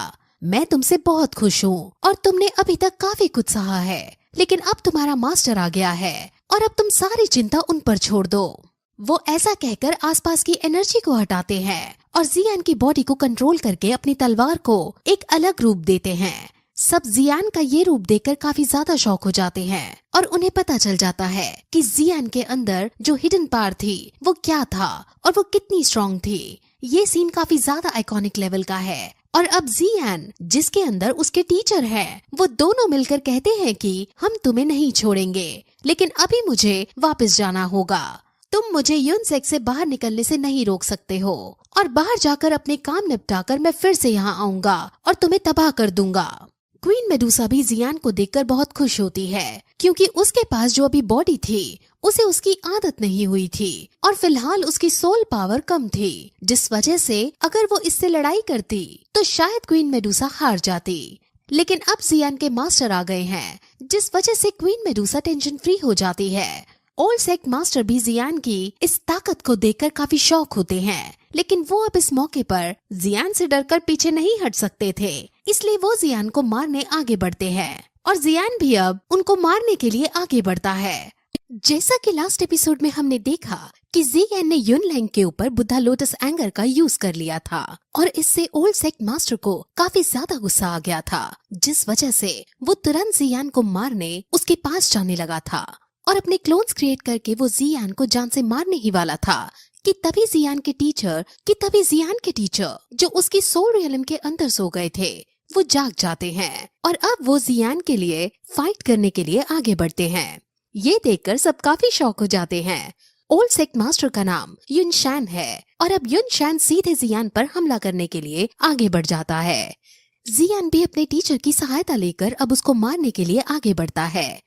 वहीं अब यूजी इन सब को देखकर टेंशन में आ रही थी और अब नयन रैन उसके पास आती है और नयन रैन को उदास देखकर यूजी समझ जाती है कि नयन रैन जियान को पसंद करती है और वो उससे पूछती है कि क्या तुम जियान को पसंद करती हो, जिस पर नयन रैन मना कर देती है। लेकिन हमें अच्छे से पता है कि नयन रैन जियान को पसंद करने लगी थी, लेकिन उसे बहुत रिग्रेट हो रहा था क्योंकि 3 साल पहले नयन रैन ने जियान के साथ सच में बहुत बुरा बर्ताव किया था। अब वो दोनों ही उदास हो रहे होते हैं, लेकिन फिर नयन रैन उदासी की सीमाओं से बाहर निकलकर अपनी टीचर से जोश भरे स्वर में कहती है कि जब ये सब खत्म हो जाएगा तब वो लाइफ और डेथ के गेट में एंटर करेगी। यूजी एग्री कर जाती है और कहती है कि अब सच में समय आ गया है कि तुम उस गेट में एंटर करो। वो गेट यूनसेट के एंसेस्टर्स का रेस्टिंग प्लेस है। यूजी एग्री तो कर जाती है, लेकिन वो उसे कहती है कि जब तुम 2 लियांग बन जाओगी तभी तुम वहाँ जाओगी और नयन रैन को वो बनने में टाइम है। इसलिए नयन रैन थोड़ी उदास हो जाती है। वहीं हम जियान को देखते हैं जो युनशैन से लड़ रहा था और उनमें आइकॉनिक लेवल की फाइट हो रही थी। उनके फाइट को देखकर ऐसा लग रहा था मानो कोई 2 वॉरियर जो दोजोंग लेवल पर हो वो लड़ रहे हैं। सब ये देखकर काफी शॉक हो रहे थे। वो तीनों मास्टर्स जो जियान के साथ थे वो इस फाइट को लेकर आपस में बातें करते हैं और जियान की ताकत का अंदाजा लगाते हैं और उन्हें पता चल जाता है कि अब युनशैन बचने वाला नहीं है, क्योंकि आज जियान पहले ही गुस्से में है और उसके पास एक नई ताकत और आई है। और अगर फिर भी उसे कोई दिक्कत हुई तो यहाँ क्वीन मेडुसा तो है ही, जो चाहे एक ही बार में युनशैन को जान से खत्म कर देगी, क्योंकि युनशैन जियान की वजह से पहले ही बहुत घायल हो गया है। उनके बीच बहुत आइकॉनिक लेवल की बैटल चल रही थी, क्योंकि जियान हैंड टू हैंड बैटल के साथ साथ डॉग की बैटल में भी बहुत अच्छा प्रदर्शन दे रहा था। अब उन दोनों के बीच काफी स्ट्रगल होता है और फाइनली जियान युनशैन के मुंह से खून निकालने में कामयाब हो जाता है, जिस वजह से अब युनशैन अपने डिसाइपल्स को अपना साथ देने के लिए बुलाता है और अब यूनसेक्ट के सभी डिसाइपल्स एक बहुत पावरफुल फॉर्मेशन क्रिएट करते हैं। अब जियान समझ जाता है कि वो इस फॉर्मेशन से नहीं बच सकता है और वो अपने टीचर को भी ये बात समझाता है। वो दोनों डिस्कस करते हैं और डिस्कशन में एंड में यही एक तरीका बचता है कि जियान को यहाँ से निकल जाना चाहिए, क्योंकि अब जियान के रिश्ते क्वीन मेडुसा के साथ भी अच्छे नहीं हैं और क्वीन मेडुसा भी शायद उसकी मदद करने से मना कर सकती है। टीचर इस मौके पर कोई भी रिस्क लेने से मना कर देते हैं और जियान को यहाँ से पीछे हटने को कहते हैं और अब जियान उनकी बात को मानते हुए अपनी तलवार को अंदर रखता है और वहाँ से जाने लगता है। लेकिन युनशैन उसको इतनी आसानी से जाने नहीं दे सकता था, इसलिए वो पीछे से उस पर अपनी एनर्जी छोड़ता है और अब जियान अपने टीचर्स की पावर का यूज करते हुए वहाँ से भागता है। वो अपने टीचर्स की अलग अलग शक्तियों का यूज कर रहा था, इसलिए वो छोड़ी गई एनर्जी से बच जाता है। युनशैन ये देखकर शॉक हो जाता है और वो अब अपने डिसाइपल्स को साथ लेकर उन सभी की एनर्जी को एक्यूमुलेट करता है और फिर जियान पर छोड़ता है। लेकिन तभी हम देखते हैं कि जियान ने अपने टीचर की मदद से फिर से एक बुद्धा लोटस एंगर क्रिएट कर लिया है और वो उसको सीधे युनशैन पर छोड़ देता है और बुद्धा लोटस एंगर उसकी एनर्जी को नलिफाई करते हुए सीधे युनशैन पर जा लगता है और फिर यही एपिसोड इस तरह खत्म हो जाता है। जैसे कि लास्ट एपिसोड में हमने देखा था कि जियान यूनसेक्ट में आया था और वहाँ युनलेंग जियान को अब बाहर जाने नहीं दे रहा था, जिस वजह से जियान युनलेंग को अपने बुद्धा लोटस एंगर से घायल कर देता है। जिसके बाद युनशैन अब आगे बढ़ता है और जियान को मारने की कोशिश करता है, लेकिन जियान के मास्टर अब जाग चुके थे, जिस वजह से जियान अपने मास्टर की पावर का यूज करते हुए युनशैन से फाइट करता है। और पिछले एपिसोड में जियान ने युनशैन के ऊपर भी बुद्धा लोटस एंगर छोड़ दिया था। अभी जियान की सोल पावर पूरी तरह से रिकवर नहीं होती है, जिस वजह से ये बुद्धा लोटस एंगर पूरी तरह से चार्ज नहीं हो पाता, लेकिन फिर भी बुद्धा लोटस एंगर सीधा जाकर युनशैन को लग जाता है और वो नीचे गिरने लगता है और युनशैन अब इतना घायल हो गया था कि वो अपने आप को संभाल नहीं पाता और वो नीचे की तरफ गिरने लगता है। अब जियान उसके पास जाने लगता है क्योंकि वो आज युनशैन को जान से खत्म कर देने वाला था और अब जियान उसको मार ही देने वाला होता है कि तभी वहाँ यूजी आ जाती है और वो जियान को ऐसा करने से रोक देती है और कहती है कि भले ही हम दोनों एक दूसरे से बेहद प्यार करते हो, लेकिन मैं अपने सेक की इज्जत दांव पर नहीं लगा सकती हूँ। युनशन मेरे मास्टर हैं और मैं उनको इस तरह मरने नहीं दूंगी। यूजी को खुद ऐसा कहते हुए अच्छा नहीं लग रहा था, लेकिन वो अपनी ड्यूटी से मुंह नहीं मोड़ सकती थी। लेकिन जियान उससे पूछता है कि अगर युनशन की जगह मैं कमजोर पड़ रहा होता तो क्या तब भी तुम मेरी जान बचाने मेरे पास आती और युनशन को रोकती। ये सुनकर यूजी चुपचाप खड़ी हो जाती है, क्योंकि उसे जियान का क्वेश्चन लॉजिकल लगता है और उसके पास इसका कोई जवाब नहीं होता। जियान अब फिर से आगे बढ़ता है और वो युनशन को मारने के लिए जाने लगता है, और इस बार भी जब वो युनशन को मारने वाला होता है तो यूजी फिर से उसे रोक लेती है और उससे बात करने की कोशिश करती है। लेकिन तभी पीछे से युनशन एकदम जियान के पीछे आकर खड़ा हो जाता है और वो सीधे जियान पर अपना पाम अटैक कर देता है और उसके अटैक से जियान काफी दूर जाकर गिरने लगता है। अब युनशन यूजी को जियान को जान से खत्म करने का ऑर्डर देता है और कहता है कि अगर हमने जियान को जिंदा छोड़ दिया तो जियान फ्यूचर में हमसे बदला लेने जरूर आएगा, और इसकी पावर देखकर हमें लग रहा है कि ये फ्यूचर में युनसेक को खत्म करके रख देगा। जियान जो उस अटैक की वजह से दूर जा रहा था वो अब अपने आप को संभालता है, लेकिन इस अटैक से वो काफी ज्यादा घायल हो गया था। जियान को अब यूजी के ऊपर भी गुस्सा आने लगता है और वो अब यूजी से गुस्से में कहता है कि अब तुम्हारे और मेरे बीच में कोई संबंध नहीं रहा है, अब से तुम और मैं दुश्मन हैं। और फिर जियान उसको उसका बैग और उसका कपड़ा जो उसने गुफा में लिया था वो वापस लौटा देता है और फिर युनशन से कहता है कि मैं तुम्हारे स्पाम अटैक को याद रखूंगा और फ्यूचर में तुमको इससे 10 गुना ज्यादा दर्द दूंगा। वो ये कहकर वहाँ से जाने लगता है, क्योंकि अब जियान के पास इतनी पावर नहीं बची थी कि वो युनशन और यूजी दोनों से लड़ाई कर सके। वो बहुत घायल भी हो चुका था और वो कभी भी बेहोश हो सकता था, इसलिए वो जल्दी से वहाँ से भागने लगता है।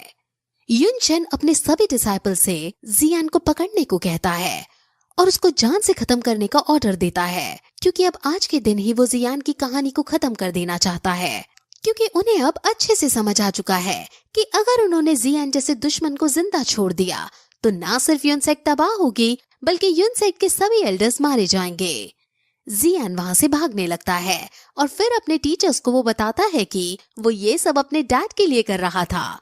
वो और टीचर अब एक दूसरे से बातें करने लगते हैं और टीचर की बातों को सुनकर जियान को काफी अच्छा लगता है, क्योंकि अब उसके टीचर इतने समय बाद फाइनली जियान से बातें कर पा रहे थे।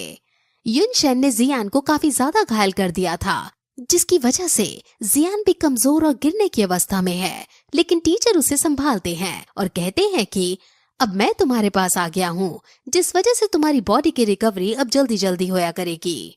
तुमने एक ही दिन में 2 बार बुद्धा लोटस एंगर का इस्तेमाल किया है, जिस वजह से तुम्हारी सोल पावर बहुत कम हो गई है, और तुम्हारी सोल पावर कम होने की वजह से शायद अब मैं एनर्जी गेन ना कर पाऊं और थोड़ी देर बाद फिर से सोने चला जाऊं, लेकिन जब तक मैं अभी हूँ तब तक तुम्हें किसी भी बात की चिंता करने की जरूरत नहीं है। वहीं जियान क्वीन मेडुसा को देखता है, जो फिर से स्नेक में तब्दील हो गई थी, और जियान स्नेक को देखकर काफी खुश होता है और उसे खाना खिलाता है।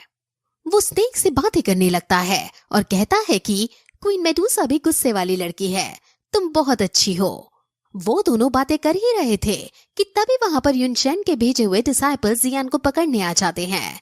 अब सारे डिसाइपल जियान को पकड़ने लगते हैं और जियान उनसे बचकर भागने लगता है, लेकिन जियान की स्पीड क्योंकि बहुत तेज थी इसलिए वो उनकी नजरों से ओझल हो जाता है और कहीं जाकर छुप जाता है। वहीं दूसरी तरफ हम एक हॉल को देखते हैं, जिसके अंदर युनसेक के खिलाफ जो भी लोग खड़े थे वो सब एक मीटिंग कर रहे थे और युनसेक के खिलाफ अपनी अपनी बात रखते हैं। वहीं हम उन डिसाइपल्स को देखते हैं जो यही सब बातें कर रहे थे कि जियान कमजोर अवस्था में है और हमारे पास सिर्फ यही मौका है जिसमें हम जियान को पकड़ सकते हैं, क्योंकि अब जियान कमजोर है और उसको मारने का इससे अच्छा मौका और कोई नहीं है। वहीं हम जियान को देखते हैं जो छुपा हुआ था, लेकिन तभी उसके पास बहुत सारे मॉन्स्टर्स आ जाते हैं जो जियान पर हमला करने वाले होते हैं। जियान उनसे लड़ने की अवस्था में नहीं था, लेकिन फिर भी वो अपनी तलवार उठाकर उनका सामना करने का डिसाइड करता है। लेकिन तभी स्नेक मॉन्स्टर्स के ऊपर जाकर बैठती है और उन सभी को वो कंट्रोल कर लेती है, क्योंकि ये स्नेक असल में क्वीन मेडुसा है और ये सभी क्रीचर्स क्वीन मेडुसा के कंट्रोल में है। अब जियान स्नेक को धन्यवाद करता है और फिर आगे बढ़ने लगता है और एक जगह जाकर बैठ जाता है, क्योंकि वो अब बहुत ज्यादा घायल हो गया था और उसे आराम की जरूरत थी। उसके मास्टर अब उसकी बॉडी से बाहर आते हैं और उसकी पिल जो उसने तैयार की थी उसके बारे में उससे और ज्यादा जानकारी लेते हैं और उसकी बॉडी को भी अब वो रिकवर करने लगते हैं। वहीं हम उन डिसाइपल्स को देखते हैं जो जियान का पीछा कर रहे थे। उन्हें पता चलता है कि जियान वॉरक्राफ्ट माउंटेन्स में पहुंच गया है और उस माउंटेन्स में बहुत सारे मॉन्स्टर्स रहते हैं और वहां युनसेक के डिसाइपल्स का जाना सेफ नहीं है। इसलिए डिसाइपल्स अब अपने उड़ने वाले पालतू मॉन्स्टर्स को नीचे जियान को पकड़ने के लिए भेज देते हैं और फिर यही एपिसोड इस तरह खत्म हो जाता है। जैसा कि लास्ट एपिसोड में हमने देखा कि जियान युनसेक के अंदर था और वहाँ पर उसने युनलैंग को अपने बुद्धा लोटस एंगर से इतना ज्यादा घायल कर दिया था कि वो अब अपनी आखिरी सांसें गिनने लगा था। इस सब से युनशेन को भी बहुत गुस्सा आ गया था और वो तुरंत जियान को मारने चला गया था। लेकिन उनकी लड़ाई के बीच तुरंत वहाँ जियान के टीचर प्रकट हो गए थे और उन्होंने जियान की जान बचा ली थी और वो जियान को वहाँ से भगाकर ले जाने में कामयाब हो गए थे। लेकिन जियान ने युनशेन से काफी ज्यादा लड़ाई की थी जिस वजह से जियान काफी ज्यादा घायल हो गया था। युनसेक ने जियान को पकड़ने के लिए अपने डिसाइपल्स भेजे थे और उसने जियान को मारने के लिए ऑर्डर दे दिए थे और बहुत सारे डिसाइपल्स जियान को मारने के लिए जियान के पीछे गए थे। जियान अब युनसेक के ही भेजे हुए डिसाइपल से बच रहा था और भागते भागते वो वॉरक्राफ्ट माउंटेन्स में चला गया था। अब यहाँ जियान बैठा है और उसके टीचर उसे हील करने के लिए उसे पिल देते हैं। जियान उस पिल को लेता है और उसे खाने लगता है, लेकिन उस पिल को खाने के बाद जियान को काफी ज्यादा दर्द होने लगता है। टीचर ने जो उसको पिल दी थी ये बहुत ताकतवर पिल थी और जियान की बॉडी इतनी ज्यादा स्ट्रांग नहीं थी कि वो इस पिल को पूरी तरह से एब्जॉर्ब कर सके। लेकिन फिर भी जियान हिम्मत नहीं हार रहा होता और इसे एब्जॉर्ब करने का ट्राई करता है। उसके अंदर से इतनी ज्यादा एनर्जी निकल रही थी कि उसको देखकर टीचर भी एक बार शॉक हो जाते हैं। ये एनर्जी जियान की एनर्जी के साथ मर्ज होने लगती है और वो जियान की सोल पावर को अब बूस्ट करने लगती है। जियान अब ये सब बात समझ जाता है और अब वो इस निकलती हुई एनर्जी को अपने अंदर लेने लगता है, लेकिन ऐसा करने में उसे काफी ज्यादा स्ट्रगल करना पड़ रहा था। उसके आसपास बहुत सारे क्रिस्टल क्रिएट होने लगते हैं जो दो की एनर्जी के छोटे छोटे पैकेट्स हैं और अब जियान धीरे धीरे हील भी होने लगता है। ऐसी शानदार पिल सिर्फ उसके टीचर ही बना सकते हैं। कॉन्टिनेंट के सबसे बड़ी एल्केमी एसोसिएशन जिसके एल्डर फार्मा है वो भी ऐसे पिल क्रिएट नहीं कर सकते हैं। अब जियान जो एनर्जी को एब्जॉर्ब कर रहा था वो चारों तरफ फैल जाती है और ये सीन देखने लायक हो जाता है क्योंकि इस बार को देखकर वो दोनों ही शॉक हो जाते हैं। ये पावर बहुत ज्यादा अमेजिंग थी और जियान को अब और भी पावर मिलने लगती है, जिसके कुछ देर बाद वो नोटिस करता है कि अगर उसने एनर्जी को एब्जॉर्ब किया तो उसके साथ बुरा हो सकता है। इसलिए वो अब एब्जॉर्प्शन को रोक देता है और अब वो बची हुई एनर्जी को यूज करके अपनी स्टार्स बढ़ाने का डिसाइड करता है और तुरंत फिर कल्टीवेट करने बैठ जाता है और कुछ समय के स्ट्रगल के बाद जियान ठीक हो जाता है और अब उसकी सोल पावर 2 स्टार रैंक से इंक्रीज हो चुकी थी। ये देखकर वो दोनों ही काफी ज्यादा खुश होते हैं। अब उसके मास्टर उससे उसका अगला प्लान पूछते हैं कि आखिर अब जियान क्या करने वाला है। जियान अपने पापा को बचाने में फेल हो गया था और अब वो सोचने लगता है कि आखिर उसके पापा कहाँ गए हैं। युनलैंग ने कहा था कि जब वो पहाड़ी से कूदे थे तो वो एकदम गायब हो गए थे। ये बात हालांकि यकीन करने वाली नहीं है, लेकिन युनलैंग के पास झूठ बोलने का कोई कारण न था, जिस वजह से जियान समझ जाता है कि युनलैंग ने सच बोला था। उसके पापा सच में पहाड़ी से कूदते ही गायब हो गए थे, लेकिन वो आखिर गायब कैसे हुए थे उसे ये समझ नहीं आ रहा था। जियान अपना वो जादुई पेंडेंट निकालता है जो अभी भी ग्लो कर रहा था और इसका मतलब ये था कि उसके पापा अभी भी जिंदा है, लेकिन उसे ये नहीं पता था कि आखिर वो कहाँ है। उन्हें ये तो समझ आ गया था कि युनलैंग की नजरों के सामने उसके पापा गायब हुए हैं, इसलिए मतलब ये है कि युनलैंग से भी बड़ी शक्ति है जिसने उसके पापा को गायब किया है। टीचर जियान से उसकी बचपन की दोस्त से इस बारे में पूछने को कहता है, जिस पर जियान बहुत शौक होता है और कहता है कि जी जूनियर का आखिर इस सब से क्या ताल्लुक है। टीचर कहते हैं कि जी जूनियर जैसी लड़की बिना किसी कारण के जियान फैमिली के अंदर रहने नहीं आएगी। उसके आने के पीछे जरूर कोई ना कोई कारण था और अब जब तुम्हारे पापा गायब हुए हैं तो अब इसमें जरूर उसका कोई ना कोई हाथ जरूर है। ये सुनकर जियान सोच में पड़ जाता है, लेकिन उसको अब इस बात की तसल्ली थी कि ये पेंडेंट अब कॉन्टिन्यूअसली ग्लो कर रहा है, जिसका मतलब उसके पापा की जान खतरे में नहीं है और वो धीरे धीरे रिकवर हो रहे हैं। वहीं हम व्हाइट स्नेक को देखते हैं जो बाकी सभी मॉन्स्टर्स और डेमन से अपनी सेवा करवा रही होती है और खाना खा रही होती है। अब जियान अपने मास्टर को एक जेड दिखाता है जो उसने एल्केमिस्ट्री ट्रेडिंग बाजार से लिया था। ये एक स्टोरेज सेल की तरह काम करता है और ये जेड वैली ऑफ बर्निंग का एक पीस है। जियान अपने मास्टर से वैली ऑफ बर्निंग के बारे में पूछता है, जिस पर उसके मास्टर उसे वैली ऑफ बर्निंग के बारे में बताना शुरू करते हैं और फिर यही एपिसोड इस तरह खत्म हो जाता है।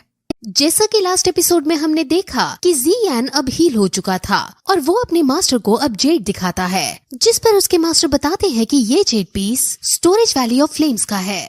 जियान उनसे वैली ऑफ फ्लेम के बारे में पूछता है, जिस पर उसे वैली ऑफ फ्लेम के बारे में बताना शुरू करते हैं और कहते हैं कि ये एक फोर्स है जो दो की कॉन्टिनेंट में मौजूद है। ये फोर्स यूनसेक से भी ज्यादा स्ट्रॉन्ग है और वहाँ के लोग फायर एट्रीब्यूट्स की टेक्निक को यूज करने में काफी ज्यादा अच्छे होते हैं। जियान ये सुनकर बहुत शॉक होता है क्योंकि उसने पहली बार यूनसेक से ताकतवर किसी जगह के बारे में सुना था। टीचर अब उसकी बात पर हंसते हैं और उसे बताते हैं कि तुम अभी इस कॉन्टिनेंट के छोटे से एरिया से वाकिफ हो। ये कॉन्टिनेंट सरप्राइजेस से भरा हुआ है और इसके अंदर अभी ऐसी कई सारी चीजें हैं जो तुम्हें जाननी बाकी हैं। अब टीचर फिर उसे कहते हैं कि तुम जहाँ भी जाओगे तुम्हें वहाँ मुसीबतों का सामना करना पड़ेगा, लेकिन हर सिचुएशन में तुम्हें अपनी हिम्मत नहीं खोनी है। तुम्हें हमेशा साहस से काम लेना है और अपनी इनर स्ट्रेंथ को मजबूत करना है। अब जियान सोच में पड़ जाता है और कहने लगता है कि उसे एलियन फायर प्राप्त करनी होगी, क्योंकि फायर को प्राप्त करने के बाद उसकी सोल पावर इतनी स्ट्रांग हो पाएगी कि वो अपने टीचर को अपने साथ रख सके। उसके बाद ही जियान टीचर की सोल को अपने अंदर रखने में सक्षम हो पाएगा। जियान बहुत उदास होने लगता है क्योंकि उसकी वजह से उसने एक बार अपने टीचर को सोने पर मजबूर कर दिया था। उसके टीचर उसे बहुत प्यार और बहुत केयर करते हैं, लेकिन जियान अपने 3 ईयर एग्रीमेंट के चक्कर में अपने टीचर की परवाह करना भूल गया था और उसने मो चैंग के लिए अपनी एक्सेसिव एनर्जी का यूज करके अपने टीचर को सुला दिया था। वो अपने आप को ब्लेम कर रहा होता है, लेकिन टीचर उसे शांत रहने को कहते हैं और बताते हैं कि जब पहली बार मैं तुमसे मिला था तो मैंने तुम्हें मार्शल आर्ट सिखाने का ट्राई किया था और वो मैंने इसलिए किया था ताकि तुम्हारी सोल पावर इंक्रीज हो सके और मैं और ज्यादा लंबे समय तक तुम्हारे अंदर रह सकूं। मैं बस तुम्हारा यूज करना चाहता था और तुम्हें एक होस्ट की तरह ट्रीट करना चाहता था। मैंने तुम्हें एल्केमी भी इसलिए सिखाई ताकि तुम फ्यूचर में इंग्रेडिएंट्स कलेक्ट करके ऐसी पिल बना पाओ जो मेरी सोल को हील कर सके और मुझे मेरी बॉडी वापस मिल पाए। मैंने तुम्हारे 3 ईयर एग्रीमेंट का फायदा उठाकर तुम्हें मार्शल आर्ट सिखाना शुरू किया था, लेकिन तुम्हें सिखाते वक्त मैं तुम्हारे बारे में जान पाया और मैं तुमसे इतना ज्यादा अटैच हो गया कि मैं तुम्हें अपने डिसाइपल की तरह मानने लगा और तुम्हारी केयर करने लगा। मैंने अभी तक कई डिसाइपल्स को ट्रेनिंग दी है, लेकिन उन सभी में से तुम मेरे सबसे अच्छे डिसाइपल हो। धीरे धीरे जैसे तुम्हारी स्किल्स बढ़ती गई वैसे वैसे मुझे मेरी चिंता कम और तुम्हारी चिंता ज्यादा होने लगी और तुमसे मेरी फीलिंग्स जुड़ने लगी। जब मैं सो गया था तब मैं तुम्हें देख पा रहा था और मैंने तुम्हें मेरे लिए डेस्परेट होते हुए देखा है और मुझे समझ आ गया है कि तुम मुझसे कितना प्यार करते हो। तुमने मुझे वापस जगाने के लिए बहुत कुछ सहा है और मैं तुम्हारा इसके लिए आभारी हूँ। वो दोनों अब काफी ज्यादा इमोशनल हो जाते हैं और अब जियान उनके सामने झुककर बो करता है और एक आइकॉनिक लाइन कहता है। वो कहता है, teacher for a day, father for the life. आपकी जानकारी के लिए बता दे कि ये same line soul land enemy में जब तैंग शैन ग्रैंड मास्टर से पहली बार मिला था तब तैंग शैन ने ये सेम लाइन ग्रैंड मास्टर से कही थी। इस लाइन को कहने के बाद ही तैंग शैन की असली जर्नी स्टार्ट हुई थी। अब इस स्टोरी के अंदर भी जियान ने अब दिल से अपने टीचर को ना सिर्फ टीचर मान लिया है बल्कि अब उन्हें अपना लाइफ मेंटोर कह दिया है। और अब हम यहाँ से समझ सकते हैं कि जियान की लाइफ में अब आगे और भी कई सारी चुनौतियाँ आने वाली हैं। अब जियान मास्टर से और भी बातें करता है जिसमें वो पूछता है कि बॉडी को रिफाइन करने के लिए डिफरेंट टाइप्स की फायर को आपस में ब्लेंड करना जरूरी होता है। हमें टोटल कितनी फायर्स ब्लेंड करनी होगी जिससे हम बॉडी को रिफाइन कर सकें। मास्टर बताता है कि हमें 3 अलग अलग तरह की फ्लेम्स चाहिए होंगी। अब जियान जल्द से जल्द इस तरीके को यूज करके अपने मास्टर की बॉडी को रिफाइन करने का डिसाइड करता है और वो दोनों अब अलग अलग फ्लेम्स के बारे में बातें करते हैं और सोचने लगते हैं कि हमें कौन कौन सी फायर्स कलेक्ट करनी चाहिए। वहीं यूनसेक के अंदर हम यूनशैंग को देखते हैं और वहाँ उसे मिलने यूजी आई होती है। यूजी यूनशैन से उसकी इंजरी के बारे में पूछती है, जिस पर यूनशैन उसे कहता है कि तुम यूनसेक की मास्टर हो, लेकिन तुमने जियान के प्रति कल हमदर्दी दिखाई थी। मुझे पता चल गया है कि तुम्हारा और जियान के बीच में क्या संबंध है, लेकिन तुम्हें यूनसेक के रूल्स के बारे में पता होना चाहिए। यूजी नर्वस होते हुए उनसे कहती है कि ऐसा कुछ नहीं है। जियान ने उसकी एक बार जान बचाई थी, जिस वजह से कल वो जियान से लड़ नहीं पाई थी। ये सुनकर युनशन गुस्से में आ जाता है और वो चिल्लाते हुए कहता है कि तुम्हें ये बात नहीं भूलनी चाहिए कि जियान युनसेट का दोषी है और उसे जल्द से जल्द पकड़ना होगा। वो अब यूजी को आदेश देता है और कहता है कि तुम्हें जियान को पकड़ कर लाना होगा। यूजी इससे डर जाती है और कहती है कि जियामा एम्पायर जियान को सही मानता है और अगर अब हमने जियान के खिलाफ कुछ भी करने की कोशिश की तो जियामा एम्पायर युनसेट एम्पायर के खिलाफ युद्ध छेड़ सकता है। लेकिन इस सब तर्क का युनशन पर कोई असर नहीं होता और वो कहता है कि अब समय आ गया है कि युनसेट की ताकत पूरा एम्पायर जाने। अब जियामा एम्पायर को साफ करने का वक्त आ गया है और अब हमें शुरुआत करनी ही होगी। अब युनसेट जियामा एम्पायर में ऊंचाइयों तक पहुंचेगा और इस एम्पायर की पॉलिटिक्स को बदल कर रख देगा। वहीं दूसरी तरफ जियान अपने मास्टर के साथ था। उसके मास्टर उस जेड पीस को एक्टिवेट करते हैं और वहाँ आसपास बहुत सारा ऑरा निकलने लगता है और वो कहता है कि ये वैली ऑफ फ्लेम्स का एक हिडन ट्रेजर है जिसकी मदद से हम बहुत जल्दी कल्टीवेट कर सकते हैं और अपने स्टार्स बहुत तेजी से बढ़ सकते हैं। तुम्हारी बचपन की गर्लफ्रेंड ने ऐसे ही एक ट्रेजर का यूज करके कल्टीवेट किया था और इसी वजह से तुम्हारी बचपन की गर्लफ्रेंड इतनी ज्यादा स्ट्रांग हो पाई थी। अब वो इस बारे में और भी बातें करते हैं और फिर तभी वो नोटिस करते हैं कि युनसेट के डिसाइपल्स यहाँ तक आ गए हैं और अब जियान उनसे बचकर भागता है। जियान तेजी से आगे बढ़ता हुआ उनसे दूर जा रहा था, लेकिन जब एक डिसाइपल जियान को देख लेता है तो जियान तुरंत चुपके से उसके पास जाकर उसे बेहोश कर देता है। हालांकि मास्टर ने जियान के ऑरा को काफी ज्यादा हद तक छुपा दिया था, लेकिन फिर भी युनसेट के ताकतवर डिसाइपल्स उसका ऑरा महसूस कर पा रहे थे, जिस वजह से जियान को तुरंत ही यहाँ से दूर निकलना ही होगा। वो जियान पर अटैक भी करते हैं, लेकिन जियान एक एक करके उन्हें हराता हुआ अब आगे बढ़ने लगता है, क्योंकि अगर अब युनसेट के बड़े बड़े डिसाइपल्स एक साथ जियान को घेर लेंगे तो ये जियान के लिए बहुत बुरा होगा, क्योंकि अभी मास्टर की सोल रिकवर नहीं हुई है, जिस वजह से जियान को ये फाइट अकेली ही करनी होगी। उसके मास्टर नोटिस करते हैं कि युनसेट के डिसाइपल्स चारों तरफ से अब जियान की तरफ आ रहे हैं। हालांकि ये जगह बहुत खतरनाक है क्योंकि यहाँ बहुत खतरनाक बीस्ट रहते हैं, लेकिन युनसेट के डिसाइपल्स इतने ज्यादा बेरहम थे कि वो अपने सामने आने वाले बीस्ट को भी जान से मार रहे थे। अब वो डिसाइपल्स जियान का पीछा करना जारी रखते हैं और फिर यही एपिसोड इस तरह खत्म हो जाता है। जैसा कि लास्ट एपिसोड में हमने देखा कि युनलैन ने अपने डिसाइपल्स वॉरक्राफ्ट माउंटेन्स के अंदर भेज दिए थे और वो सभी डिसाइपल्स जियान को पकड़ने की कोशिश कर रहे थे। जियान अपने मास्टर के साथ था और वो उन सभी डिसाइपल से बचते हुए आगे भाग रहा था। वहीं दूसरी तरफ हम जियामा एम्पायर के सभी बड़े एल्डर्स, अल्केमिस्ट कॉन्फ्रेंस के प्रेसिडेंट और आइस एम्परर के साथ बाकी सभी बड़े लोगों को देखते हैं जो एक कॉन्फ्रेंस रूम में थे और वो सभी युनसेट के बारे में बातें कर रहे थे। इस कॉन्फ्रेंस के अंदर सभी लोग जियान की मदद करना चाहते थे, लेकिन जियान की मदद करने का मतलब था कि वो लोग युनसेट के खिलाफ जा रहे हैं। उनको अब पता है कि अब युनसेट उनके खिलाफ युद्ध छेड़ने वाला है। असल में सभी जियान की ताकत को अच्छे से जानते थे कि वो कितना शक्तिशाली है, लेकिन युनशन से मुकाबला करने के लिए उसे अभी भी और ज्यादा ताकतवर होना पड़ेगा।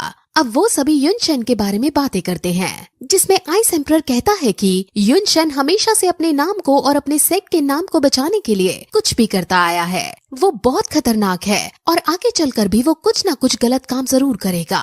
इसलिए अभी हमें सभी एम्पायर्स को एक करके युनसेट के खिलाफ आवाज उठानी ही होगी। लेकिन आइस एम्परर की इस बात से उसके सबसे जिगरी दोस्त को ये बात सही नहीं लगती और वो कहते हैं कि कुछ भी डिसीजन लेने से पहले हमें एम्परर के बाकी एल्डर्स की राय जाननी चाहिए, क्योंकि ऐसा हो सकता है कि वो सभी युनसेट से डरकर युनसेट के खिलाफ बगावत करने के लिए राजी ना हो।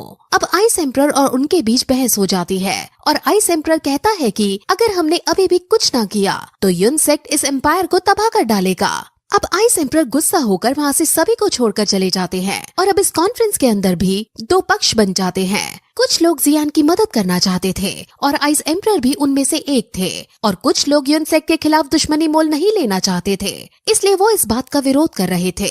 वहीं हम जियान को देखते हैं जो आगे की तरफ भाग रहा था, क्योंकि उसके पीछे युनसेट के डिसाइपल्स के साथ युनशन के सबसे बड़े 3 एल्डर्स पड़े हुए थे। वो तीनों एल्डर्स बहुत शक्तिशाली थे, जिस वजह से वो जियान के ऑरा को महसूस कर पा रहे थे और वो जियान की लोकेशन का पता लगा पा रहे थे। अब जियान को कुछ न कुछ जल्दी से सोचना ही पड़ेगा, क्योंकि अगर वो सिर्फ ऐसे ही भागता रहा तो वो तीनों एल्डर्स जियान को पकड़ लेंगे। जियान अभी इस वक्त गामा एम्पायर में था और वो जल्द से जल्द यहाँ से बाहर निकलने लगता है। उसे अभी के लिए सिर्फ उन तीनों एल्डर्स से बचना था, क्योंकि वो 3 एल्डर्स ही जियान का ऑरा महसूस कर पा रहे थे वो भाग ही रहा होता है कि तभी वो 3 एल्डर्स जियान के पास पहुंच जाते हैं और उनके पीछे पीछे यूनसेक के और डिसाइपल्स आ जाते हैं। वो डिसाइपल्स जियान पर हमला कर देते हैं और जियान भी अब उन पर काउंटर अटैक करता है और उन सभी को हरा देता है। इस फाइट में एक डिसाइपल मारा जाने वाला था, लेकिन एंड मौके पर खुद ही जियान उस डिसाइपल को बचा लेता है और उसे जीवन दान देकर आगे बढ़ने लगता है। लेकिन तभी वो डिसाइपल वहाँ अपने सभी साथियों को एक सिग्नल दे देता है, जिससे बाकी सभी साथी को ये पता चल जाता है कि जियान इस लोकेशन पर है। जियान को ये देखकर बहुत ज्यादा गुस्सा आता है, लेकिन अभी उसके पास गुस्सा करने का वक्त नहीं था, इसलिए वो वहाँ से जाने लगता है। अब यूनसेक के काफी सारे डिसाइपल्स और वो 3 एल्डर्स जियान के पीछे पड़ गए थे और अब जियान सिर्फ उनसे बचकर भाग रहा था। अब जियान भाग ही रहा था कि तभी वो नोटिस करता है कि उसके आसपास भाग रहे डिसाइपल्स रुक जाते हैं। जियान को कुछ समझ नहीं आता कि आखिर ये रुक क्यों गए हैं, लेकिन तभी फिर हम उन 3 एल्डर्स को देखते हैं जो जियान से आगे निकलकर उसका रास्ता रोक रहे थे। अब वो चारों तरफ से जियान को घेर लेते हैं, लेकिन अब भी वो जियान पर अटैक नहीं करते। जियान भी आगे नहीं बढ़ पा रहा होता और वो वहीं रुक जाता है। अब वहाँ रुकते हुए उसे रात हो जाती है, लेकिन तभी वो नोटिस करता है कि वहाँ यूनसेक के और भी ताकतवर वाले डिसाइपल्स आ गए हैं और उनको लीड करती हुई यूजी भी वहाँ आई है। जियान समझ जाता है कि ये सभी लोग इनके आने का वेट कर रहे थे। वो एल्डर्स यूजी से कहते हैं कि जियान ने हमारे सेक्ट मास्टर को जान से मार डाला है, हमें जियान को मारकर अपने सेक्ट का बदला लेना ही होगा। यूजी ऐसा नहीं करना चाहती थी क्योंकि वो जियान से काफी ज्यादा प्यार करती थी, इसलिए वो जियान को प्यार की नजरों से भी देखती है, लेकिन वो अपने सेक्स से विरोध नहीं कर सकती थी, इसलिए वो जियान के ऑरा को लोकेट करती है और फिर सभी डिसाइपल्स को जो उड़ने वाले मॉन्स्टर पर विराजमान थे उनको जियान को मारने का ऑर्डर दे देती है। अब सभी डिसाइपल्स जियान की तरफ भागने लगते हैं और अब जियान भी उनसे दूर भागने लगता है। जियान भी तेजी से आगे बढ़ रहा था और वो डिसाइपल्स को भी मारता हुआ जा रहा था। अब काफी लंबी चेसिंग के बाद जियान फाइनली उन सभी डिसाइपल्स से बचने में कामयाब हो जाता है और वो अब आगे बढ़ने लगता है। इसलिए अब यूनसेक के एल्डर्स खुद जियान को पकड़ने का डिसाइड करते हैं और वो तेजी से अब जियान के पीछे भागने लगते हैं। उनमें से एक एल्डर जियान के ऊपर लाइटनिंग स्ट्राइक का यूज करता है, लेकिन तभी जियान के टीचर उसे अपनी एनर्जी दे देते हैं, जिससे जियान की स्पीड और तेज हो जाती है और वो तेजी से आगे निकलने लगता है। अब ऐसा करने से उसके टीचर की एनर्जी ड्रेन हो जाती है, जिस वजह से जब जियान टीचर से बात करने की कोशिश करता है तो वो नहीं कर पाता। अब जियान को भी फिर गुस्सा आ जाता है और वो अब बहुत तेजी से आगे बढ़ता है और खाई के नीचे जाकर पहले क्वीन मेडुसा को अपने साथ वापस लेता है। वो एल्डर्स जियान को किसी भी कीमत पर पकड़ना चाहते हैं क्योंकि वो खाली हाथ अब यूनसेक के अंदर नहीं जा सकते हैं। वो अब जियान को भड़काने का डिसाइड करते हैं और जियान से कहते हैं कि जिस रात तुम्हारे पापा पर हमने अटैक किया था उस टाइम हम तीनों भी वहाँ मौजूद थे और हमने तुम्हारे पापा की मौत का खूब आनंद लिया था। तुम्हारे पापा की हमने एक एक करके हड्डी तोड़ी थी और तुम्हारे पापा बिलक बिलक कर रोते रोते कह रहे थे कि हमें जाने दो, लेकिन हमने उन्हें फिर भी नहीं जाने दिया। तुम्हारा पूरा परिवार जोर जोर से रो रहा था, लेकिन फिर भी हमने उन पर कोई दया नहीं दिखाई थी। अब ये सब सुनकर जियान को गुस्सा आ जाता है और वो अब एक पहाड़ी की चोटी पर जाकर रुक जाता है और उन एल्डर्स को गुस्से की नजर से देखने लगता है और कहता है कि उस रात तुम मेरे पापा को पकड़ने में फेल हो गए थे। लेकिन एल्डर्स उसे कहते हैं कि क्या हुआ अगर हम तुम्हारे पापा को जान से नहीं मार पाए। हमने तुम्हारे पापा को अधमरी हालत में कर दिया था और अब तुम्हें मारने के बाद हम उन्हें ढूंढकर और तुम्हारे साथ साथ फिर उन्हें भी हम मौत के घाट उतार देंगे। अब जैसे ही जियान ये सुनता है वैसे ही वो जोर से गुस्से से उन्हें गाली देता है और कहता है कि अगर हिम्मत है तो मुझे मार कर दिखाओ। ये कहते ही वो एल्डर जियान की तरफ आगे आने लगते हैं, लेकिन जियान भी अब डरता नहीं है और वो भी उनकी तरफ बढ़ने लगता है। लेकिन तभी हम देखते हैं कि क्वीन मेडुसा के ऑर्डर पर माउंटेन्स के सबसे खतरनाक और ताकतवर मॉन्स्टर यहाँ आ गए हैं और वो सभी इन तीनों डिसाइपल्स पर हमला करने लगते हैं। ये मॉन्स्टर्स इतने ज्यादा शक्तिशाली थे कि ये अलग अलग टेक्निक्स का यूज करके एल्डर्स पर हमला करने लगते हैं और अब एल्डर्स को काफी मुश्किल होने लगती है और अब जियान उन तीनों एल्डर्स को जान से मारने का डिसाइड करता है और वो अपने अंदर एक खास तरह की एनर्जी को समन करता है, जिसके बारे में हमें आगे वाले एपिसोड में पता चलेगा, क्योंकि ये एपिसोड इस तरह यहीं खत्म हो जाता है। जैसा कि लास्ट एपिसोड में हमने देखा कि गामा एम्पायर के अंदर सभी बड़े लोग अब दो पक्ष में बट गए थे, जिसमें से कुछ जियान का साथ देते हुए यूनसेक के खिलाफ जाना चाहते थे और कुछ यूनसेक के खिलाफ ना जाकर शांति बनाए रखने में विश्वास करते थे। आइस एम्परर जियान के साथ थे, इसलिए जब वो अपने ही साथ के योद्धाओं को जियान के खिलाफ जाता हुआ देखते हैं तो बहुत ज्यादा गुस्सा हो जाते हैं और वो तुरंत मीटिंग छोड़कर वहाँ से चले जाते हैं। वहीं दूसरी तरफ जियान जो वॉरक्राफ्ट माउंटेन में था उसको पकड़ने के लिए यूजी आ गई थी और यूजी के ऑर्डर पर वो तीनों एल्डर्स जियान का पीछा करने लगे थे। जियान के पीछे उड़ने वाले मॉन्स्टर्स पड़ गए थे और जियान उनसे भागने लगा था। लेकिन बहुत भागने के बाद जब उन्होंने जियान को भड़काया और कहा कि तुम्हारे पापा को हमने बुरी तरह से मारा है, तो इस सब से जियान को बहुत गुस्सा आ जाता है और वो और ज्यादा ना भागकर उनसे लड़ने का डिसाइड करता है, जिसके बाद उनमें लड़ाई होने ही वाली होती है। और वो एल्डर्स जब जियान पर हमला करने वाले होते हैं तब वहाँ क्वीन मेडुसा की वजह से बहुत सारे बीस्ट आ जाते हैं और वो सभी क्वीन मेडुसा के ऑर्डर पर इन तीनों एल्डर्स पर हमला कर देते हैं। और फिर जियान भी एक फॉर्मेशन को क्रिएट करने लग गया था और वो अपनी हेवनली फायर की तीनों मिस्ट्रीज को एक एक करके खोलने लगा था। वो बीस्ट एल्डर्स को मार रहे थे और उन बीस्ट के पास अलग अलग शक्तियां थी और एल्डर्स उनकी शक्तियों के आगे नहीं टिक पा रहे थे, जिस वजह से वो वहाँ से भागने लगते हैं। लेकिन अब जियान आगे आता है और वो अपनी एनर्जी से एक एल्डर को बहुत तेज मुक्का मारता है। हालांकि एल्डर अपनी शील्ड से उसे रोकने की कोशिश करता है, लेकिन जियान उसकी हर एक डिफेंस को तोड़ता हुआ उस तक पहुंच जाता है और इससे वो एल्डर अब काफी ज्यादा घायल हो जाता है। उस एल्डर को अब बहुत ज्यादा गुस्सा आ जाता है, लेकिन वो अब भी जियान से कहता है कि शायद तुम भूल गए हो कि मैं भी एक फाइटर हूँ। ऐसा कहकर वो जियान पर काउंटर अटैक कर देता है, लेकिन तभी वहाँ क्वीन मेडुसा आ जाती है और वो तुरंत उस एल्डर पर हमला करके जियान को बचा लेती है। क्वीन मेडुसा अब जियान के आसपास आ जाती है और वो जियान की सेफ्टी के लिए सभी एल्डर्स पर हमला कर देती है।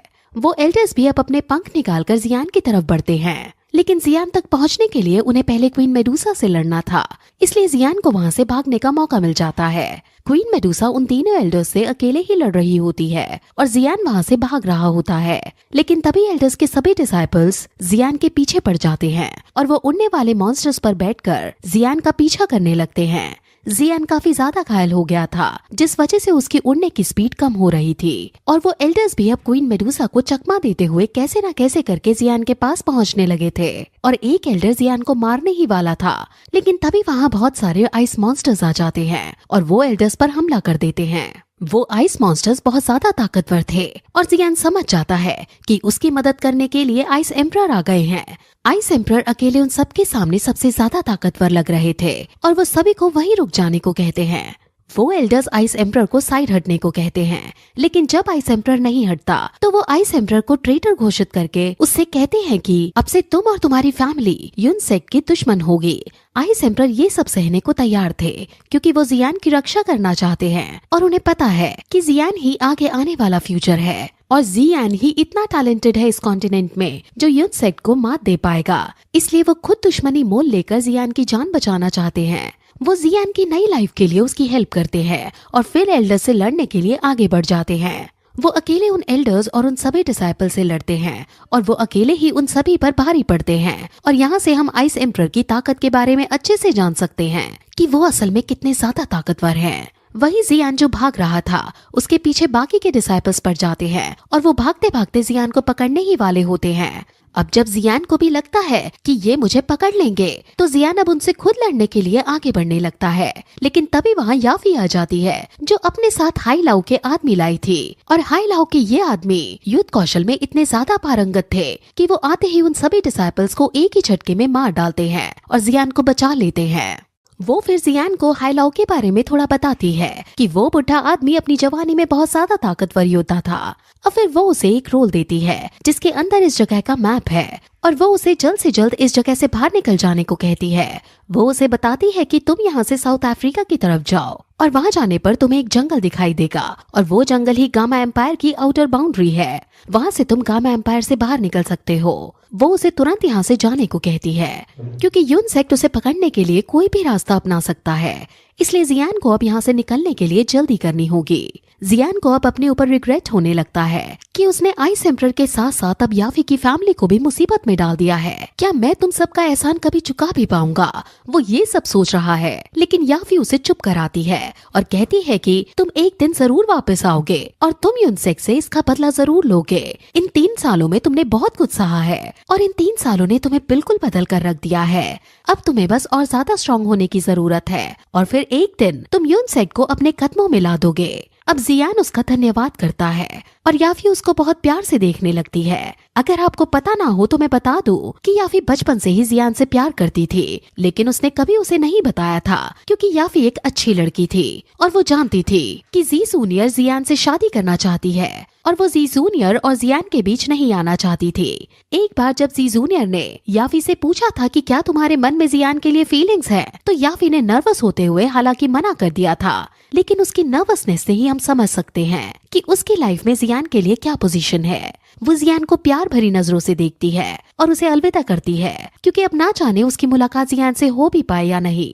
वो दोनों गले मिलते हैं और अब जियान वहाँ से चला जाता है। वो जियान को जाते हुए देख काफी उदास हो रही थी, लेकिन उसे पता है कि जियान जैसे टैलेंटेड वॉरियर को कोई कैद नहीं कर सकता है। वो गामा एम्पायर से जरूर बाहर निकल जाएगा और वहाँ से बाहर निकलकर वो ताकतवर बनकर फिर से उसके पास आएगा। जियान वहाँ से निकलकर अब तेजी से भागने लगता है और आगे बढ़ने लगता है। वहीं दूसरी तरफ आइस एम्परर उन एल्डर्स के साथ साथ उनके डिसाइपल्स की भी हड्डी पसली तोड़ रहा होता है। जियान आगे बढ़ ही रहा होता है कि तभी उसके सामने यूजी आ जाती है और यूजी अब उसके आगे जाने का रास्ता रोक देती है। ये देखकर जियान को बहुत ज्यादा झटका लगता है और वो अब अपनी तलवार निकालकर उसके पास आने लगता है। ये सीन बहुत ज्यादा हार्ट ब्रेकिंग था क्योंकि दोनों ही एक दूसरे पर तलवार नहीं तानना चाहते हैं, लेकिन परिस्थितियों के चलते हुए उन दोनों को ही ऐसा करना पड़ रहा है।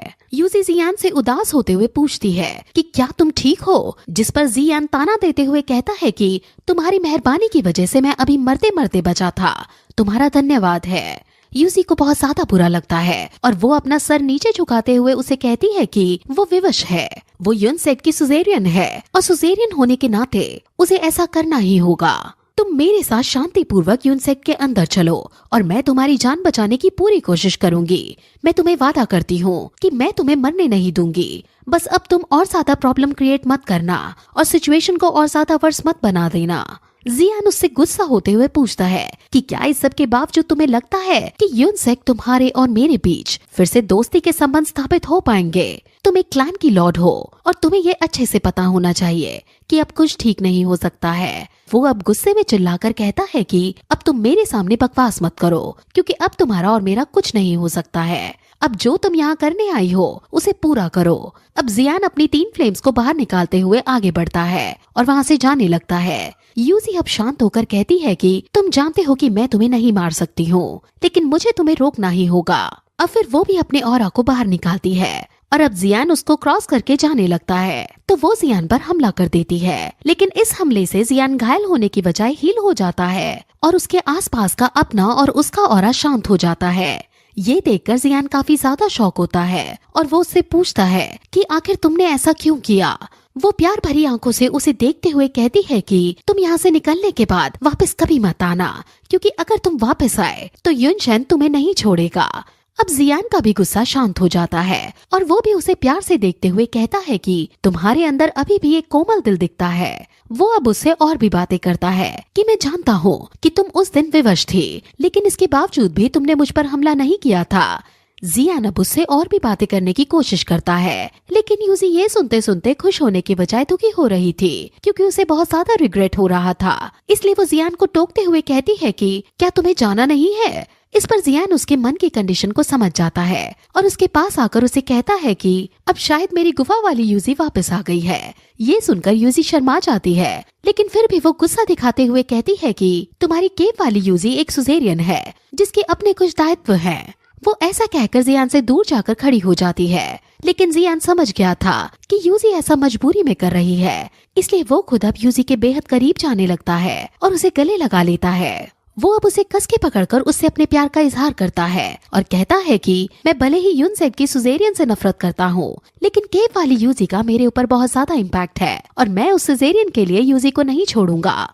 वो उसे पुरानी बातें कहता है कि उस गुफा में तुम्हारे साथ बिताए पल मैं अभी तक नहीं भूला हूँ और वो गन पाउडर की स्मेल तो मैं मरते दम तक नहीं भूलूंगा। गन पाउडर उन्होंने एक साथ केव के अंदर यूज किया था, इसलिए जियान उस बात का रेफरेंस ले रहा है। ये सीन बहुत ज्यादा रोमांटिक हो जाता है क्योंकि यूजी अब रोते हुए जियान को गले से लगा लेती है। और अब फिर हमें उनका फ्लैशबैक सीन दिखाया जाता है कि कैसे केव के अंदर उन दोनों ने एक दूसरे को किस की थी और कैसे वो एक दूसरे के इतने करीब आ गए थे।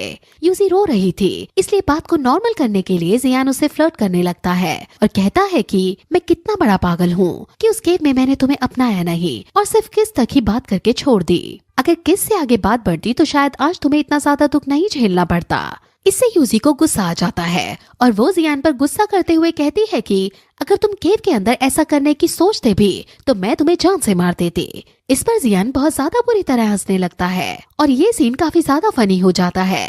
अब जियान उसे कहता है कि मैं वापस लौटकर जरूर आऊंगा और तुम्हें अपना जरूर बनाऊंगा।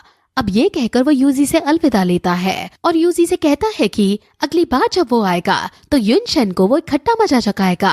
ये कहकर वो वहाँ से चला जाता है और उसको जाता देख यूजी बहुत ज्यादा रोती है और अपनी किस्मत के बारे में सोचने लगती है कि शायद अब वो हमेशा अकेली ही रहेगी क्योंकि ऐसा लग रहा होता है कि जियान अब कभी वापस नहीं आएगा। वो बहुत ज्यादा उदास हो जाती है और फिर वहाँ से वापस चली जाती है। वहीं हम आइस एम्परर को देखते हैं जिसने विजय प्राप्त कर ली होती है और फिर हमें सभी रॉयल फैमिलीज के लोगों को दिखाया जाता है और इसके बाद ये एपिसोड यहीं खत्म हो जाता है और फिर इस एपिसोड के बाद ये सीजन भी यहीं खत्म हो जाता है।